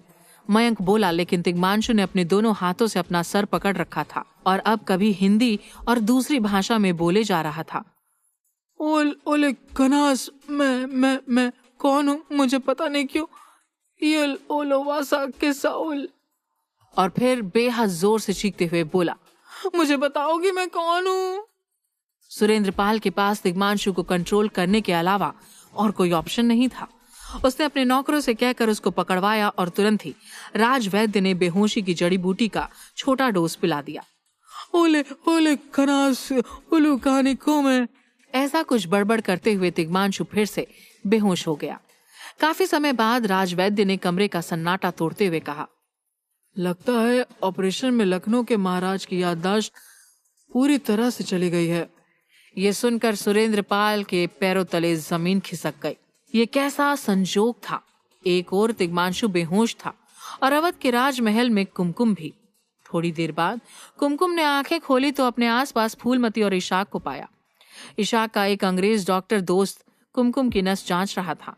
कुमकुम को रियलाइज हुआ कि वो अचानक ही बेहोश हो गई थी। क्या हुआ? वो बैठने गई, लेकिन डॉक्टर ने उसे उठने से मना किया और इशाक की तरफ टर्न करते अंग्रेजी में बोला, Her heartbeats are abnormal। कुमकुम थोड़ी बहुत अंग्रेजी समझ लेती थी, लेकिन फिलहाल उसे इतना भी खास कुछ समझ नहीं आया। पर इशाक ने डॉक्टर से बात की। So what is the problem? I think there might be a hole in her heart। अंग्रेज ने कहा कि सिम्टम्स के हिसाब से तो कुमकुम के दिल में छेद है, ऐसा लग रहा था। पूरे कमरे में सिर्फ इशाक ने ही ये बात समझा और उसके पसीने छूट गए। How do we confirm about this? Ishaq ने पूछा। अंग्रेज को जवाब दे उससे पहले ही इशाक ने उससे ये भी पूछा कि कहीं कुमकुम की प्रेगनेंसी की वजह से तो कुमकुम की वो हालत नहीं हुई थी। अंग्रेज डॉक्टर ने अंग्रेजी में ही कहा कि प्रेगनेंसी की वजह से ही ये सिम्टम्स ज्यादा बढ़ गए। This is risky pregnancy. She can even lose her life। अंग्रेज ने बोला। इशाक की शक्ल पर चिंता देखकर कुमकुम समझ गई कि कुछ तो गड़बड़ है। मुझे बताओ, उसने इशाक से कहा। कांपते हुए आवाज में इशाक ने बताया कि कुमकुम के दिल में शायद छेद था। इससे तुम्हारी और तुम्हारे बच्चे की जान भी खतरे में हो सकती है, इशाक ने बात को खत्म करते कहा। कुमकुम शॉक में डॉक्टर और इशाक दोनों को देखने लगी। ये क्या हो गया था अचानक? दिल में छेद? उसे कैसे? कब से? ऐसे अनगिनत सवाल कुमकुम के मन में उठने लगे। एक ओर तिग्मांशु अपनी याददाश्त भूल गया था और दूसरी ओर कुमकुम के दिल में भी छेद निकला था। दोनों में से अभी तक कोई नहीं जानता था कि अब तिग्मांशु के पास अवध की राजगद्दी भी नहीं थी। ये कैसा मोड़ आया था उनकी जिंदगी में? क्या कुमकुम को अपनी और अपने बच्चे की जान के बीच चूज करना होगा? क्या तिग्मांशु कभी ठीक हो पाएगा? जानने के लिए सुनते रहिए रॉकिंग महारानी, सिर्फ पॉकेट एफएम ऐप पर। कुमकुम अपने कमरे में बिस्तर पर लेटी थी और इशाक उसके बिस्तर के पास खड़ा था। लेकिन ऐसा कैसे हो सकता है? तुम्हें देखकर ऐसा बिल्कुल भी नहीं लगता कि तुम्हें इतनी बड़ी बीमारी होगी। कुमकुम ने इशाक के सवाल का कोई जवाब नहीं दिया। वो बस अपने बिस्तर पर लेटी छत को ताकती रही। इशाक ने फिर से पूछा, क्या तुम्हें इसके बारे में पहले से पता था? अगर ऐसा था तो आज तक तुमने कभी किसी से कहा क्यों नहीं? कुमकुम धीरे से बोली, मुझे इसके बारे में आज ही पता चला। ये कोई आम बीमारी नहीं है, बल्कि ये मुझे विरासत में मिली है। ये सुनकर इशाक हैरान होते हुए बोला, क्या मतलब है तुम्हारा? कुमकुम धीरे से उठकर अपने बिस्तर पर बैठते हुए बोली, कुछ साल पहले मेरी माँ को भी ऐसी ही परिस्थिति से गुजरना पड़ा था। उनके दिल में भी छेद था और आज भी है। इशाक को कुमकुम की बात पर यकीन नहीं हो रहा था। उसने आगे पूछा, क्या इसका कोई इलाज नहीं है? स्थायी रूप से इसका कोई इलाज नहीं है, लेकिन क्या? कुमकुम ने आगे कहा, जब मेरी माँ को पता चला था कि उनके दिल में छेद है, तब मेरे पिता ने उन्हें सुरसरी नाम की जड़ी बूटी देनी शुरू की थी, जिससे उनका स्वास्थ्य और ज्यादा खराब ना हो। इशाक बेचैन होते हुए पूछा, तो क्यों ना हम तुम्हारे लिए भी वो जड़ी बूटी तुम्हारे पिता से ले लें? कुमकुम ने इशाक की बात का कोई जवाब नहीं दिया, क्योंकि वो अच्छे से जानती थी कि उसके पिता कभी भी उसे वो जड़ी बूटी नहीं देंगे। अभी कुछ समय पहले ही कुमकुम को पता चला था कि उसके पिता बृजमोहन उसे मारना चाहते थे। ऐसे में अगर उन्हें पता चलता कि कुमकुम के दिल में छेद होने की वजह से उसकी जान खतरे में थी, तो ये उनके लिए किसी अच्छी खबर से कम ना होगा। तभी इशाक ने कुमकुम से दोबारा से कहा, तुम क्या सोच रही हो कुमकुम? हमें अभी तुम्हारे पिता से चल के मदद मांगनी चाहिए। मैं तुम्हें उनके पास लेकर चलता हूँ। तभी कुमकुम ने इशाक को रोकते हुए कहा, नहीं इशाक, तुम्हें मेरे पिता से मदद मांगने की जरूरत नहीं है। ये तुम क्या कह रही हो कुमकुम? भला कौन सा पिता अपनी बेटी को इस हाल में देखकर बर्दाश्त कर सकता है? इशाक ने पूछा। कुमकुम नम आंखों से बोली, वही पिता जिसने अपनी बेटी को जलाकर मारने की कोशिश की हो। कुमकुम की बात का इशारा इशाक समझ चुका था। अचानक से उसे बृजमोहन की वो शर्मनाक हरकत याद आई, जिसे याद करके उसके दिल में एक टीस सी उठी। तुम सही कह रही हो कुमकुम, तुम्हें अपने पिता से मदद मांगने की कोई जरूरत नहीं। क्या पता वो आदमी तुम्हें दवा देने की जगह जहर दे दे। वैसे तुम्हें खुद भी जड़ी बूटियों की बहुत जानकारी है, तुम खुद ही अपने लिए वो दवाई क्यों नहीं बना लेती? कुमकुम ने गंभीर स्वर में कहा, सुरसरी कोई आम जड़ी बूटी नहीं है। वो सिर्फ गंगा नदी के किनारे कुछ खास हिस्सों में ही उपलब्ध होती है, और तुम्हें अच्छे से पता है कि गंगा नदी यहाँ से बहुत दूर है। तो क्या हुआ कुमकुम, मैं अभी अपनी सेना तैयार करता हूँ और जिस जिस राज्य से गंगा होकर गुजरती है वहां भेजता हूँ, जिससे वो तुम्हारे लिए बहुत सारी दवा ले आए। मैं नहीं चाहता कि दूसरों के मर्ज का इलाज करने वाली कुमकुम को खुद के इलाज के लिए किसी के आगे हाथ फैलाने पड़े। इशाक ने भावुक होकर कहा। कुमकुम अपना सिर ना में हिलाते हुए बोली, वो कोई आम जड़ी बूटी नहीं है। वो दिखने में किसी सामान्य पौधे की तरह ही दिखती है। सिर्फ जिसे आयुर्वेद का बहुत ज्यादा ज्ञान होगा वही उसे पहचान सकता है। इसके अलावा किसी और का उसे पहचान पाना नामुमकिन है। इशाक और ज्यादा बेचैन होते हुए कुमकुम से बोला, तो फिर तुम्हें भी मेरे और मेरी सेना के साथ चलना होगा, क्योंकि मैं इस तरह तुम्हें बीमार नहीं देख सकता। ये भी मुमकिन नहीं है इशाक, मैं ये राजमहल छोड़कर कहीं नहीं जा सकती, क्योंकि मेरे ऊपर राजमाता की सुरक्षा का दायित्व है। अगर मैं यहाँ से कहीं जा सकती तो सबसे पहले महाराज को ढूंढने जाती, पर इस वक्त मैं राजमाता की जिंदगी दांव पर नहीं लगाना चाहती। इशाक को समझ में नहीं आ रहा था कि वो कुमकुम की मदद किस तरह करे। उसके पास अब बस एक ही विकल्प बचा था, बृजमोहन की मदद लेना। इधर वाराणसी के राजमहल में तिग्मांशु एक बड़े से कमरे में बिस्तर पर पड़ा था। तभी अचानक उसे सपने में कुछ अजीब से चेहरे दिखाई देने लगे। अचानक से तिग्मांशु ने अपनी आंखें खोली और अपने चारों तरफ देखा। उसने देखा कि उसके कमरे के बाहर 2 सिपाही तैनात थे, जो जाहिर सी बात है उसकी सुरक्षा के लिए सुरेंद्र पाल ने तैनात किए थे। पर याददाश्त जाने की वजह से तिग्मांशु इस बात को नहीं जानता था। हाथ में हथियार लिए पहरेदारों को देखकर तिग्मांशु के मन में शक पैदा हो गया। वो धीरे से अपने बिस्तर से उठा और पास वाली खिड़की तक जा पहुंचा। उसने देखा वो बहुत ऊंचाई पर बने कमरे में था। तिग्मांशु को ना ही सुरेंद्र पाल याद था और ना ही मयंक। उसे तो ये तक नहीं पता था कि वो खुद कौन था। इसलिए जब से तिग्मांशु होश में आया था तब से वो बहुत ज्यादा कंफ्यूज था। उसी कंफ्यूजन में तिग्मांशु उस राजमहल से भागना चाहता था। जब उसे वहां से भागने का रास्ता नहीं मिला तब उसकी नजर उस कमरे में लगे बड़े बड़े पर्दों पर पड़ी। तिग्मांशु ने वो पर्दे निकाले और उन्हें किसी रस्सी की तरह इस्तेमाल करते हुए खिड़की से बाहर उतरने लगा। वैसे तो महल के बाहर भी कुछ पहरेदार तैनात थे, पर अंधेरे का फायदा उठाकर तिग्मांशु वहां से भागने में सफल रहा। कुछ समय बाद जब एक दासी तिग्मांशु की तबीयत देखने के लिए उसके कमरे में पहुंची, तब तिग्मांशु का खाली बिस्तर देखकर वो जोर से चिल्लाई। उस दासी की चीख सुनकर महल में रहने वाले सब लोग चौंक गए। यहाँ तक कि सुरेंद्र पाल और मयंक भी वहां आ पहुंचे। जब उन्होंने भी तिग्मांशु को कमरे में नहीं पाया तो उन दोनों के पैरों के नीचे से भी जमीन खिसक गई। महाराज कहाँ जा सकते हैं? तुम दोनों को यहाँ क्या इसीलिए तैनात किया था कि महाराज दिग्मांशु तुम्हारी आंखों में धूल झोंककर भाग निकले? सुरेंद्रपाल ने कमरे के बाहर खड़े पहरेदारों को फटकार लगाते हुए कहा। हमारा विश्वास करें महाराज, हम सुबह से यहाँ इसी तरह पहरा दे रहे हैं। महाराज दिग्मांशु कमरे के बाहर निकले ही नहीं। तभी मयंक ने अपने पिता को आवाज लगाते हुए खिड़की के पास बुलाया। पिताजी, ये देखिए। जब सुरेंद्रपाल खिड़की के पास गया तब उसने देखा कि खिड़की पर उस कमरे का बड़ा सा पर्दा बंधा हुआ था जो सीधा खिड़की के बाहर लटका था। ये देखकर सुरेंद्रपाल को सारा माजरा समझ में आ गया। वो घबराते हुए मयंक से बोला, हमें महाराज दिग्मांशु को ढूंढना होगा, क्योंकि अगर ये बात बाहर आ गई कि महाराज वाराणसी में है और गलती से इस बात की भनक लखनऊ में बैठे सुधांशु को पता चल गई तो महाराज बहुत बड़ी मुसीबत में आ जाएंगे। तुम कुछ सैनिकों को लेकर महाराज को ढूंढने के लिए जाओ। महाराज की याददाश्त जा चुकी है, न जाने ऐसी हालत में उन्हें किन किन चुनौतियों का सामना करना पड़ सकता है। मयंक ने हाँ में अपना सिर हिलाया और अपने पिता की बात मानते हुए कुछ सिपाहियों को लेकर दिग्मांशु की खोज में निकल गया। दूसरी ओर अवध में इशाक कुमकुम की बिगड़ती तबीयत सुधारने के लिए बृजमोहन के घर जा पहुंचा। बृजमोहन के घर पहुंचकर उसने एक दासी से बृजमोहन को बुलाने के लिए कहा। दरअसल बृजमोहन को राजमाता की हत्या करने की कोशिश में बंदी तो बना लिया गया था, लेकिन जब उस योजना की मास्टरमाइंड नित्या को उस आरोप से बरी कर दिया गया था तो बृजमोहन को भी छोड़ दिया गया। कुछ ही देर में बृजमोहन इशाक के सामने आ खड़ा हुआ और उसने पूछा, तुम इस वक्त यहाँ क्या कर रहे हो? इशाक पैनी नजरों से बृजमोहन को देखते हुए बोला, मुझे तुमसे तुम्हारी बेटी कुमकुम के बारे में बात करनी है।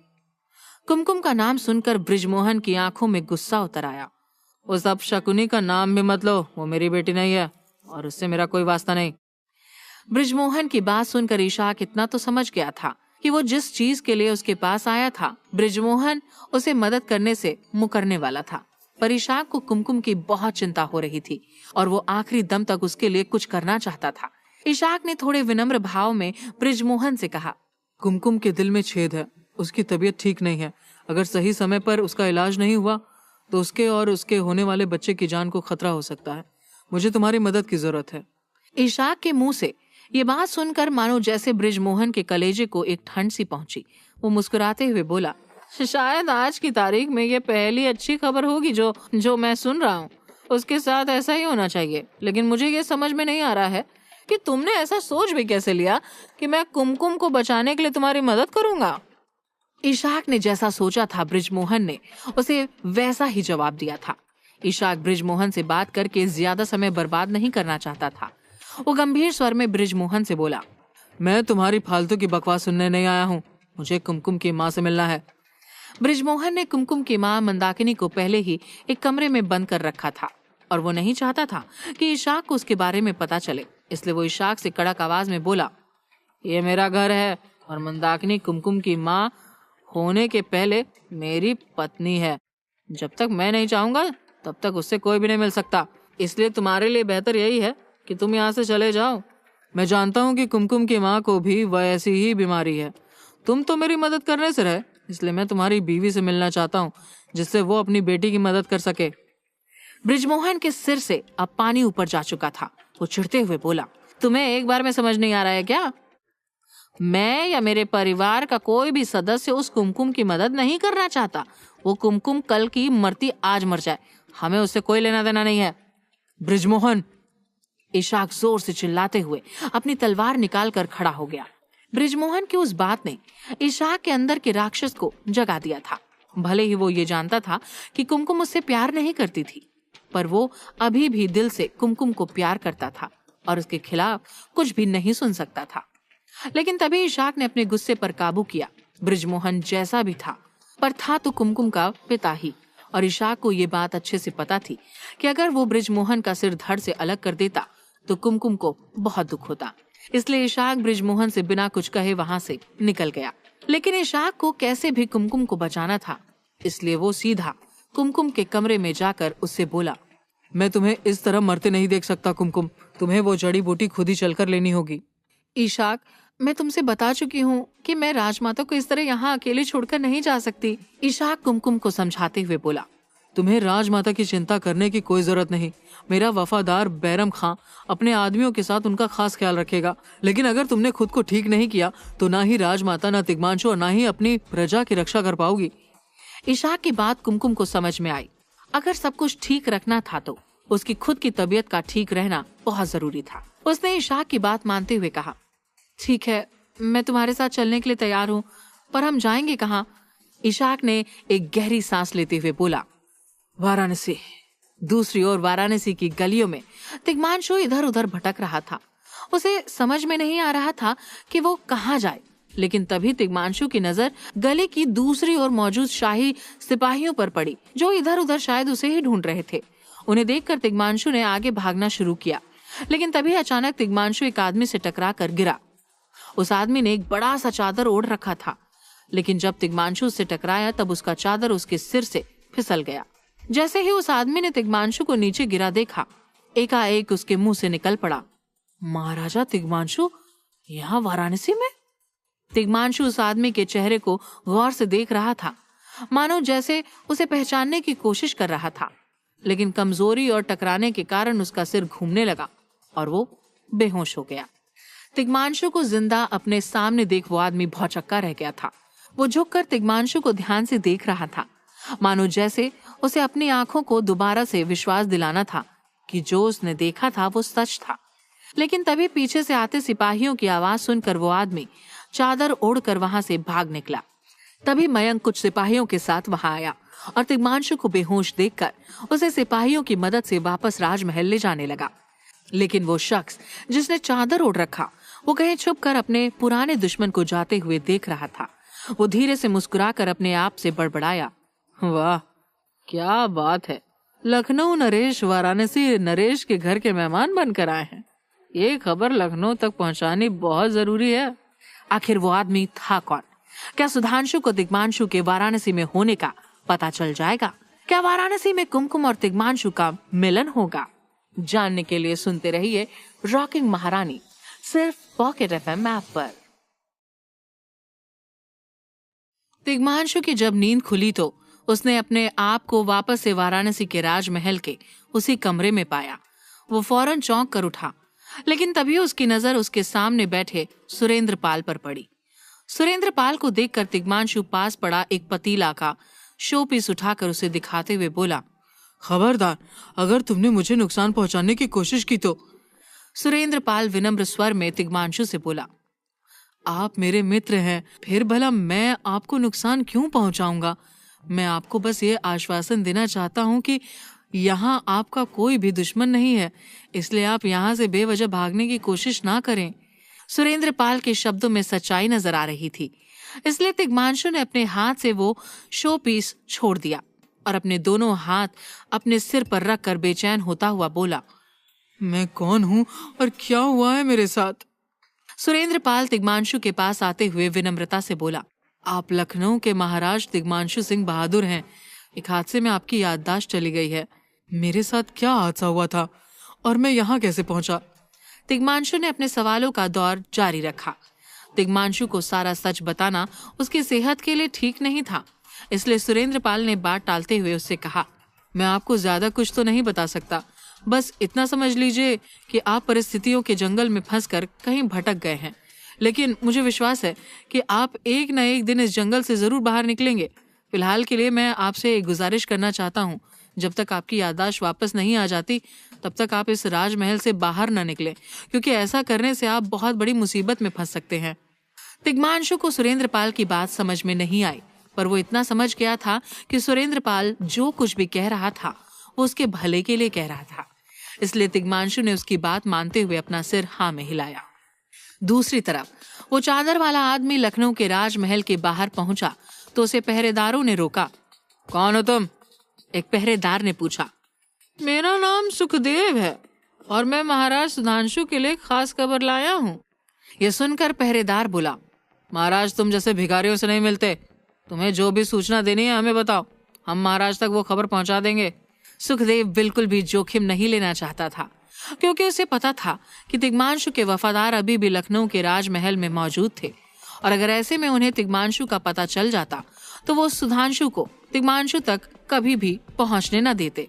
इसलिए सुखदेव उस पहरेदार से बोला, महाराज सुधांशु से बोलना कि अक्सर जिन्हें हम मरा हुआ समझते हैं वो मुर्दे भी वाराणसी के शमशान आकर जिंदा हो जाते हैं। पहरेदार को सुखदेव की बात समझ में नहीं आई, लेकिन इससे पहले वो उससे और ज्यादा कुछ पूछता, सुखदेव वहां से वापस लौट गया। लेकिन वो पहरेदार इतना समझ गए कि शायद सुधांशु के लिए कोई जरूरी जानकारी होगी, इसलिए एक पहरेदार तुरंत राजमहल के अंदर भाग कर गया सुधांशु तक वो जानकारी पहुंचाने। दूसरी तरफ कुछ दिनों के सफर के बाद इशाक और कुमकुम वाराणसी में प्रवेश कर चुके थे। इशाक नहीं चाहता था कि अवध में किसी को भी ये पता चले कि वो कुमकुम को लेकर वाराणसी आया था, इसलिए सिर्फ वो दोनों ही चुपचाप अवध से वाराणसी के लिए निकले थे।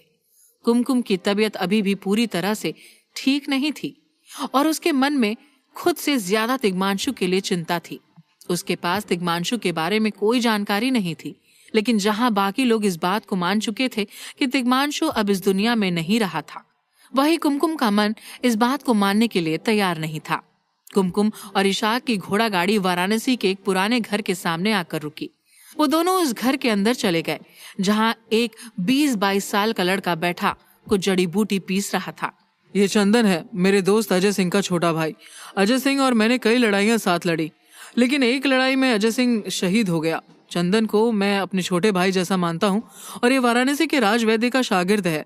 इसने हमारे यहाँ रहने का इंतजाम कर दिया है, पर हमें यहाँ अपनी पहचान बदल कर रहना होगा, क्योंकि वाराणसी और अवध में अच्छे संबंध है और अगर किसी को हमारे यहाँ होने की जरा सी भी भनक लग गई तो ये बात अवध तक पहुँचने में जरा सा भी वक्त नहीं लगेगा। इशाक ने कुमकुम को सारी बात समझाई। तभी इशाक ने चंदन से पूछा, तुम्हारे उस्ताद कहाँ हैं? चंदन ने मासूमियत से जवाब दिया, उस्ताद इस समय राजमहल में है। वहाँ एक मरीज है जिसकी तबीयत बहुत खराब है, लेकिन आप लोग चिंता ना करें, मैंने आपके रहने का इंतजाम पीछे आंगन की तरफ बनी कोठरी में कर दिया है। आप लोग वहाँ आराम करें, तब तक मैं आपके लिए कुछ खाने का इंतजाम करता हूँ। उसकी कोई जरूरत नहीं है, हम सिर्फ आराम करेंगे। जब तुम्हारे उस्ताद आ जाएं तो हमें इत्तला कर देना। इतना कहकर इशाक कुमकुम के साथ पीछे वाली कोठरी में चला गया। जब वो उस कोठरी में पहुंचे तो उन्होंने देखा कि वहां सिर्फ एक छोटी सी चारपाई ही पड़ी थी। इशाक ने कुमकुम को वहां आराम करने को कहा और खुद कोठरी से बाहर आकर खड़ा हो गया। इशाक के मन में कुमकुम के लिए अभी भी बहुत प्यार था। वो पहले न जाने कितनी ही बार कुमकुम को अपनी बाहों में इमेजिन कर चुका था, लेकिन ये इशाक काफी बदल चुका था। वो कुमकुम को किसी भी तरह से अनकंफर्टेबल फील नहीं कराना चाहता था, इसलिए उसने उस कोठरी में रुकना जरूरी नहीं समझा। दूसरी ओर कुमकुम उस चारपाई में लेटी तिग्मांशु के बारे में ही सोच रही थी। वो अपना हाथ अपने पेट पर रखते हुए बोली, मैं जानती हूँ मैं तुम्हें बहुत तकलीफ पहुंचा रही हूँ, लेकिन मैं जो कुछ भी कर रही हूँ तुम्हारे और तुम्हारे पिता के लिए कर रही हूँ। हो सके तो मुझे माफ कर देना। इतना कहते हुए कुमकुम की आंखों में आंसू आ गए। तभी चंदन राजवैद्य को लेकर आंगन में खड़े इशाक के पास लाते हुए बोला, गुरुजी, ये मेरे भाई के दोस्त हैं, आलम भाई। इनकी पत्नी की थोड़ी तबीयत खराब है, जिस वजह से ये आपसे उनका इलाज कराना चाहते हैं। वो राजवैद्य वही था जो तिग्मांशु का इलाज कर रहा था। इशाक, जिसने अपना नाम आलम बताया था, उसने राजवैद्य को सलाम करते हुए बोला, हुजूर, मैं बहुत दूर से आया हूँ। मेरी पत्नी अंदर चारपाई पर आराम कर रही है। एक अंग्रेज डॉक्टर ने बताया था कि उसके दिल में छेद है, जिस वजह से मैं यहाँ आपसे उसका इलाज कराने आया हूँ। मैंने सुना है यहाँ गंगा के किनारे कोई जड़ी बूटी उगती है जो ऐसी हालत में सुधार ला सकती है। वैद्यराज बोले, हाँ, उस जड़ी बूटी का नाम सुरसुरी है, पर वो इतनी आसानी से हर जगह नहीं मिलती। तुम काशी विश्वनाथ मंदिर के पास बने दुशा समेत घाट पर जाओ, जहाँ तुम्हें हरे रंग की घास की जगह नीले रंग की घास मिलेगी। वही उस जड़ी बूटी की पहचान है। उस घास की जड़ में वो खासियत है जो दिल में छेद वाले मरीजों के काम आती है। इशाक के दिल को सुकून पहुंचा। उसने आगे पूछा, पर हुजूर, मैं उसे कैसे ला सकता हूँ? आपको उसकी ज्यादा अच्छी पहचान होगी, क्या आप मेरे साथ वहाँ नहीं चल सकते? राजवैद्य अफसोस करते हुए बोले, मैं वापस से राजमहल जा रहा हूँ। महाराज सुरेंद्रपाल के दोस्त की तबीयत बहुत खराब है, उनकी याददाश्त चली गई है। अंदर कोठरी में लेटी कुमकुम वैद्यराज की सारी बातें सुन रही थी। तभी वो अंदर से ही बोली, वैद्यराज, आप महाराज के दोस्त को नील बद्री के छोटे छोटे बीज पीस कर सौंफ के पानी के साथ पिलाएं। उससे उनकी याददाश्त वापस आने की संभावना ज्यादा तेज होगी। कोठरी के अंदर से आती कुमकुम की आवाज सुनकर वैद्यराज हैरान होते हुए इशाक से बोले, तुम्हारी बीवी को तो आयुर्वेद की अच्छी खासी जानकारी है, तो फिर तुम लोग मेरे पास इलाज कराने क्यों आए? वैसे तुम्हारी बीवी ने ठीक ही कहा है, पता नहीं अभी तक ये बात मेरे ध्यान में क्यों नहीं आई। चलो जो भी हो, तुम मेरी बताई हुई जगह पर अपनी बीवी के साथ चले जाना, वो जरूर उस बूटी को पहचान लेगी। फिलहाल मैं चलता हूँ। इतना कहकर वैद्यराज वापस से राजमहल की ओर चल दिए। राजवैद्य की बताई हुई जगह पर जब इशाक कुमकुम के साथ पहुंचा, तब उसने वहां वैसी ही नीले रंग की घास देखी जैसी उसे बताई गई थी। वो फौरन उस घास को उखाड़कर उसकी जड़ें इकट्ठा करने में लग गया। कुमकुम जब से वाराणसी आई थी, तब से न जाने उसे कुछ अजीब सा महसूस हो रहा था। बार बार उसे ऐसा लग रहा था मानो जैसे कोई उसे पीछे से पुकार रहा था, लेकिन जब भी वो पीछे मुड़ती थी उसे कोई नजर नहीं आता था। लेकिन इस बार कुमकुम ने एक घंटे की आवाज सुनी और जैसे ही वो पीछे मुड़ी, उसके सामने उसे काशी विश्वनाथ का मंदिर नजर आया। अपने महादेव के मंदिर के दर्शन करते ही कुमकुम का मन भर आया। वो बिना इशाक को बताए मंदिर के अंदर चली गई। कुमकुम के सामने साक्षात भगवान विश्वनाथ की शिवलिंग थी।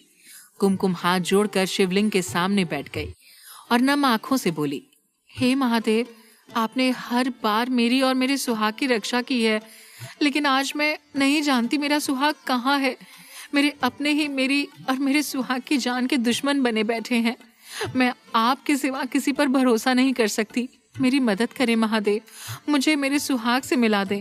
इतना कहते हुए कुमकुम नम आंखों से महादेव की स्तुति गाने लगी। उधर वाराणसी के राजमहल में अपने कमरे में बैठा तिग्मांशु राजवैद्य की दवा खा रहा था, लेकिन तभी खिड़की के बाहर से आती गाने की आवाज को सुनकर वो चौंक गया। वो आवाज इतनी सुरीली और मीठी थी कि तिग्मांशु अपने आप को रोक न पाया और उस आवाज तक पहुंचने के लिए वो राजमहल के बाहर भागा। राजवैद्य और सिपाहियों ने उसे रोकने की बहुत कोशिश की, पर तिग्मांशु ने किसी की ना सुनी। वो नंगे पैर ही उस आवाज के पीछे भागता हुआ राजमहल के बाहर निकल गया। पिताजी, महाराज तिग्मांशु वापस से राजमहल से भाग निकले हैं। जैसे ही मयंक ने सुरेंद्रपाल को यह सूचना दी, उसका दिल जोर से धड़का। मेरे इतना समझाने के बावजूद भी महाराज ने मेरी एक न सुनी। इस बार मैं भी तुम्हारे साथ महाराज को वापस लाने चलूंगा। इतना कहकर सुरेंद्रपाल, मयंक और कुछ सिपाहियों के साथ तिग्मांशु को ढूंढने निकला। तभी तिग्मांशु काशी विश्वनाथ की शिवलिंग के सामने जा पहुंचा, जहां उसने कुमकुम को आंख बंद करके महादेव की सुंदर स्तुति गाते हुए सुना। कुमकुम का चेहरा देखकर और उसकी आवाज सुनकर तिग्मांशु की खोई हुई यादें मानो धीरे धीरे वापस आने लगी थी। ये महादेव का चमत्कार ही था जिसने आज एक बार फिर कुमकुम और तिग्मांशु को फिर से मिलवाया था। अपनी यादों को वापस से समेटने के बाद तिग्मांशु नम आंखों से बोला, कुमकुम। तिग्मांशु की आवाज सुनकर कुमकुम ने गाना बंद कर दिया और जैसे ही अपनी आंखें खोली, अपने सुहाग को अपने सामने खड़ा देखकर उसके चेहरे पर एक अलग सी चमक आ गई। कुछ पल के लिए उसे विश्वास ही नहीं हुआ कि तिग्मांशु सच में उसके सामने खड़ा है। तिग्मांशु भी बिना पल के झपकाए कुमकुम की ओर देखता रहा। दोनों बस एक दूसरे को देखते ही रहे। फिर अचानक कुमकुम को एहसास हुआ कि वो कोई सपना नहीं देख रही, बल्कि तिग्मांशु सच में उसके सामने खड़ा है। कुमकुम ने विश्वनाथ बाबा को प्रणाम किया और दौड़कर अपने तिग्मांशु से जा लिपटी। पीछे पीछे इशाक और सुरेंद्रपाल भी अपने लोगों के साथ कुमकुम के गाने की आवाज सुनकर वहां आ पहुंचे थे। जैसे ही उन्होंने तिग्मांशु और कुमकुम को वहां साथ देखा, उनकी खुशी का भी कोई ठिकाना न था। सुरेंद्रपाल ने बाबा विश्वनाथ की शिवलिंग को प्रणाम करते हुए कहा, हे बाबा विश्वनाथ, आज आपने अपने भक्तों की लाज रख ली। हर हर महादेव। सुरेंद्रपाल के ऐसा बोलते ही मयंक और वहां खड़े सिपाही भी जोर से चिल्लाए, हर हर महादेव। तिग्मांशु को सब याद आ गया था और कुमकुम के लिए सुरसुरी बूटी भी इशाक ने इकट्ठा कर ली थी। अब उनका ज्यादा देर तक वाराणसी में रुकना ठीक नहीं था। कुमकुम और इशाक ने तिग्मांशु को अवध की सारी सच्चाई बताई, जिसे सुनकर तिग्मांशु उसी वक्त उनके साथ अवध जाने के लिए तैयार हो गया। सुरेंद्रपाल ने उन्हें समझाते हुए कहा कि तिग्मांशु और कुमकुम की तबीयत अब भी नाजुक है, उन्हें थोड़ा और आराम करना चाहिए। उसके बाद बेशक वो अवध के लिए निकल जाए। तिग्मांशु और कुमकुम उस सुझाव के बारे में सोच ही रहे थे, तभी दूसरी तरफ सुधांशु को सुखदेव की दी हुई सूचना मिल चुकी थी और वो उसकी पहेली को सुलझाने के बारे में सोच रहा था। तभी अचानक सुधांशु का दिमाग ठनका। उसने तेज आवाज देते हुए अपने सेनापति को बुलाया। महाराज की जय हो, बताइए मेरे लिए क्या आज्ञा है। सुधांशु भौवें सिकोड़ते हुए बोला, जब से हम यहाँ आए हैं राजमहल के बाहर नहीं निकले। सोच रहा हूँ मैं हमारी सेना के साथ जरा आसपास के राज्य घुमाए, जैसे कि वाराणसी। हम वाराणसी नरेश को पड़ोसी होने के नाते एक तोहफा देना चाहते हैं। तुरंत ही वाराणसी के लिए निकलने की तैयारी करो। सेनापति सुधांशु का इशारा समझ गया और एक कुटिल मुस्कान के साथ अपना सिर हाँ में हिलाकर वहां से चला गया। क्या तिग्मांशु के वाराणसी से निकलने के पहले ही सुधांशु उस तक पहुंच जाएगा? क्या तिग्मांशु सही समय पर अवध पहुंच पाएगा? जानने के लिए सुनते रहिए रॉकिंग महारानी, सिर्फ पॉकेट एफएम ऐप पर। जहां एक तरफ वाराणसी में तिग्मांशु और कुमकुम का मिलन हो चुका था, वहां दूसरी ओर इन सब बातों से बेखबर अवध में फूलमती अपने कमरे में बहुत खुश थी। जब से इशाक ने फूलमती से उसके होने वाले बच्चे को अपनाने की बात कही थी, तब से फूलमती 7वें आसमान पर थी। वो इशाक के साथ अपने होने वाले बच्चे के भविष्य के बारे में सोच रही थी और कुछ दिनों से वो अपने कमरे से बाहर भी नहीं निकली थी। ऐसा लग रहा था मानो फूलमती ये भूल ही गई थी कि वो सिर्फ इशाक के होने वाले बच्चे की माँ ही नहीं बल्कि लखनऊ की महारानी भी थी और उससे भी ज्यादा वो तिग्मांशु की पत्नी थी। न जाने क्यों, पर जब से फूलमती को यह एहसास हुआ था कि उसकी कोख में इशाक का बच्चा पल रहा था, वो धीरे धीरे तिग्मांशु से बहुत दूर जाने लगी थी। यहाँ तक कि उसे इस बात का कोई एहसास भी नहीं था। फूलमती तिग्मांशु के साथ सिर्फ इसलिए रहना चाहती थी क्योंकि उसे लखनऊ पर राज करना था, जबकि सही मायने में देखा जाए तो फूलमती इशाक के करीब रहकर ज्यादा बेहतर महसूस करती थी। तभी अचानक फूलमती ने महल के बाहर कुछ औरतों को बात करते सुना। वो दरवाजे पर आई और उनकी बात सुनने लगी। लेकिन ऐसा कैसे हो सकता है? अगर उन दोनों के बीच में कुछ था तो किसी को इस बारे में पता क्यों नहीं चला? एक औरत ने दूसरी औरत से पूछा, जिसके जवाब में वो दूसरी औरत फुसफुसाते हुए बोली, उन दोनों के बारे में पूरा अवध जानता है, पर किसी ने ये नहीं सोचा था कि वो दोनों इस तरह का कदम उठाएंगे। फूलमती को उनकी बातों से कुछ भी समझ में नहीं आ रहा था, लेकिन तभी वहां मौजूद एक तीसरी औरत बोली, इशाक से तो ऐसी ही उम्मीद थी, पर वो कुमकुम जो खुद को लखनऊ की महारानी बोलती थी, उससे इस बात की उम्मीद नहीं थी कि वो इशाक के साथ ऐसे बिना बताए भाग जाएगी। ये सुनकर फूलमती दंग रह गई। क्या कुमकुम और इशाक एक दूसरे के साथ भाग गए? दरअसल उस दिन जब इशाक कुमकुम के कमरे में आया था अंग्रेज डॉक्टर के साथ, तब फूलमती वहां नहीं थी। उसे ठीक नहीं लग रहा था तो अपने कमरे में चली गई। फूलमती इस बात की पुष्टि करने पहले सीधे इशाक के कमरे में गई और बाद में कुमकुम के और दोनों जगह के नौकरों ने उसे कहा कि दोनों कुछ दिनों से कहीं चले गए हैं। ये सुनकर फूलमती के दिल में कुमकुम के लिए नफरत और ज्यादा बढ़ गई। पहले ही कुमकुम तिग्मांशु को लेकर फूलमती के रास्ते का पत्थर बन चुकी थी, लेकिन अब जब फूलमती के दिल में इशाक को लेकर जज्बात उमड़ रहे थे, तब ऐसी खबर ने फूलमती के मन में कुमकुम को लेकर जहर और ज्यादा घोल दिया। फूलमती की आंखों में कुमकुम को लेकर नफरत साफ नजर आ रही थी और ऐसा लग रहा था जैसे जिस दिन कुमकुम उसके सामने आ गई उस दिन कुमकुम का आखिरी दिन होगा। दूसरी ओर वाराणसी में शाम की गंगा आरती हो रही थी। हर हर गंगे का नाद हर जगह गूंज रहा था। अपने महल के छज्जे से गंगा आरती के दर्शन करते हुए खड़े सुरेंद्र और मयंक पाल बेहद खुश लग रहे थे। अब तक तो महाराज और महारानी वाराणसी के जंगल तक पहुंच गए होंगे ना? मयंक ने सुरेंद्र से पूछा। सुरेंद्र ने हाँ में अपना सिर हिलाया। दरअसल कुमकुम और तिग्मांशु के मिलने के बाद सुरेंद्र ने उन्हें कुछ दिन तक वहीं पर आराम करने की विनती की थी, लेकिन तिग्मांशु ने कहा था कि उसका अवध जल्दी पहुंचना जरूरी है। सुरेंद्र ने उनके सफर का पूरा इंतजाम कर दिया था। पिताजी, महारानी कुमकुम को देखकर मुझे माँ की याद आती है। मयंक की ये बात सुनकर सुरेंद्र की आंखों में आंसू आ गए। उसने प्यार से अपने बेटे के कंधे पर हाथ रखा और कहा, तुम्हारी माँ भी बेहतरीन योद्धा थी। अगर आज वो जिंदा होती तो वाराणसी के पास भी एक अद्भुत महारानी होती। ये कहते हुए सुरेंद्र ने मयंक की ओर देखा, लेकिन मयंक के हाव भाव कुछ अजीब थे। उसके चेहरे पर से मुस्कान अचानक ही गायब हो गई थी और कपाल पर पसीने की बूंदें छाई हुई थी। दूसरे ही पल मयंक अपने पेट के बल बालकनी की जमीन पर गिर गया और उसकी पीठ पर भोंका हुआ था एक तीर। आक्रमण! सुरेंद्रपाल को समझ आया कि उसके बेटे को किसने तीर मारा था और कहां से मारा था। उससे पहले उसने गंगा के दूसरे किनारे किसी की चीख सुनी। सामने देखा तो एक खूंखार सेना वाराणसी पहुंच गई थी।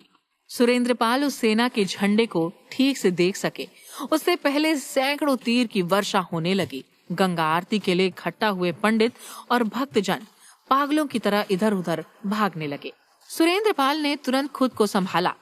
उसने देखा कि मयंक की पीठ पर तीर जरूर लगा था, लेकिन वो अभी भी जिंदा था।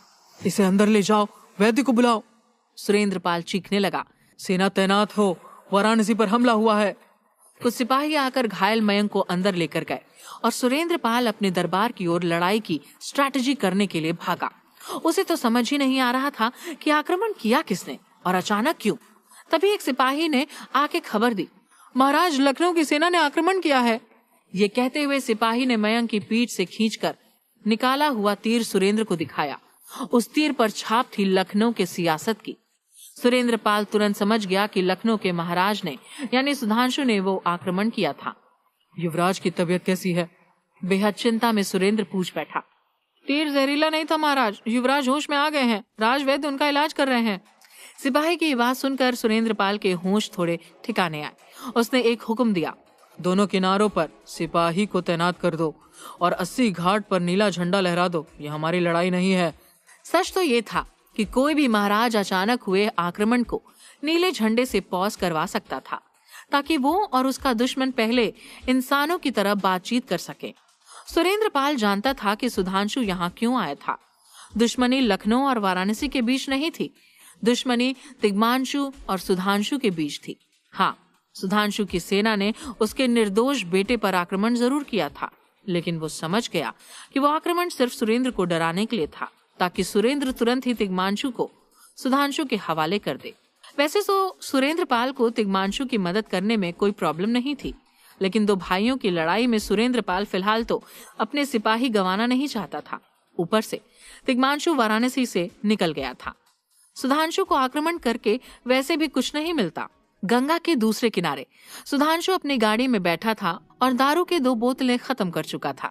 अचानक ही एक सिपाही भागते हुए आया और कहा, महाराज, महाराज, आक्रमण को रोक दीजिए। कौन है मेरी सेना में ये नपुंसक जो मुझे लड़ने से मना कर रहा है? जब तक तिग्मांशु की लाश मेरे हाथ नहीं आती, ये लड़ाई जारी रहेगी। सुधांशु ने चिढ़ते हुए कहा, लेकिन फिर उसने खुद ने सामने आए 80 घाट की ओर नीला झंडा लहराता देखा। सुधांशु भी इसका अर्थ समझता ही था। उसे तो तिग्मांशु के पास जाने का मौका मिल रहा था, वो क्यों नहीं लेगा। उसने तुरंत अपना निर्णय बदल दिया। शांत। अचानक ही एक हाथ ऊंचा करते हुए उसने अपने सिपाहियों को रोका। तुरंत ही सुधांशु के लिए गंगा के किनारे पर एक नाव आ गई और उसमें बैठ के वो सुरेंद्रपाल की हवेली की ओर जाने लगा। इन सब से कुछ मील दूर वाराणसी के घने जंगलों में सिर्फ घोड़े के पैरों के आवाज गूंज रही थी।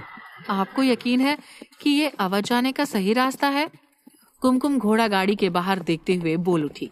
वैसे तो घोड़ा गाड़ी में कुमकुम, इशाक और तिग्मांशु तीनों साथ थे, लेकिन सूरज ढल चुका था और वाराणसी से अवध के बीच का घना जंगल उनके लिए अनजान था और न जाने क्यों ये अंधेरे को देखकर कुमकुम का जी घबरा रहा था। मैं यहाँ काफी बार आ चुका हूँ, चिंता मत करो, इशाक ने कुमकुम को देखकर कहा, लेकिन कुमकुम को इस बात से दिलासा नहीं मिला। नहीं, न जाने क्यों मुझे ऐसा लग रहा है कि कुछ ठीक नहीं है। कुमकुम ने ये कहते हुए तिग्मांशु का हाथ उस अंधेरे में पकड़ लिया। कुछ महीनों पहले वाला तिग्मांशु होता तो गुस्से में कुमकुम का हाथ अपने हाथ से झटक देता, लेकिन अभी सब कुछ बदल गया था। पहली बार तिग्मांशु ने कुमकुम के हाथ का स्पर्श स्वीकार किया और कहा, इतना डर क्यों रही हो? मैं हूं ना साथ, कुछ नहीं होगा। तिग्मांशु ने ये शब्द इतने प्यार से कहे थे कि ये सुनकर इशाक का दिल जल गया। अंधेरे में ना ही तिग्मांशु ने ये देखा और ना ही कुमकुम ने, पर इशाक की आंखों में जलन के आंसू आने लगे थे। हाँ, उसने तिग्मांशु तक कुमकुम को जरूर पहुंचाया था, लेकिन उसके दिल को कौन समझाए।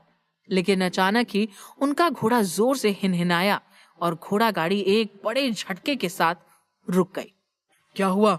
तिग्मांशु ने घोड़ा गाड़ी के सारथी को पूछा तो कोई जवाब नहीं आया। जनक सिंह? सारथी का नाम पुकारते हुए तिग्मांशु नीचे उतरा। तभी अचानक ही उसके पैर किसी के हाथ पर पड़े।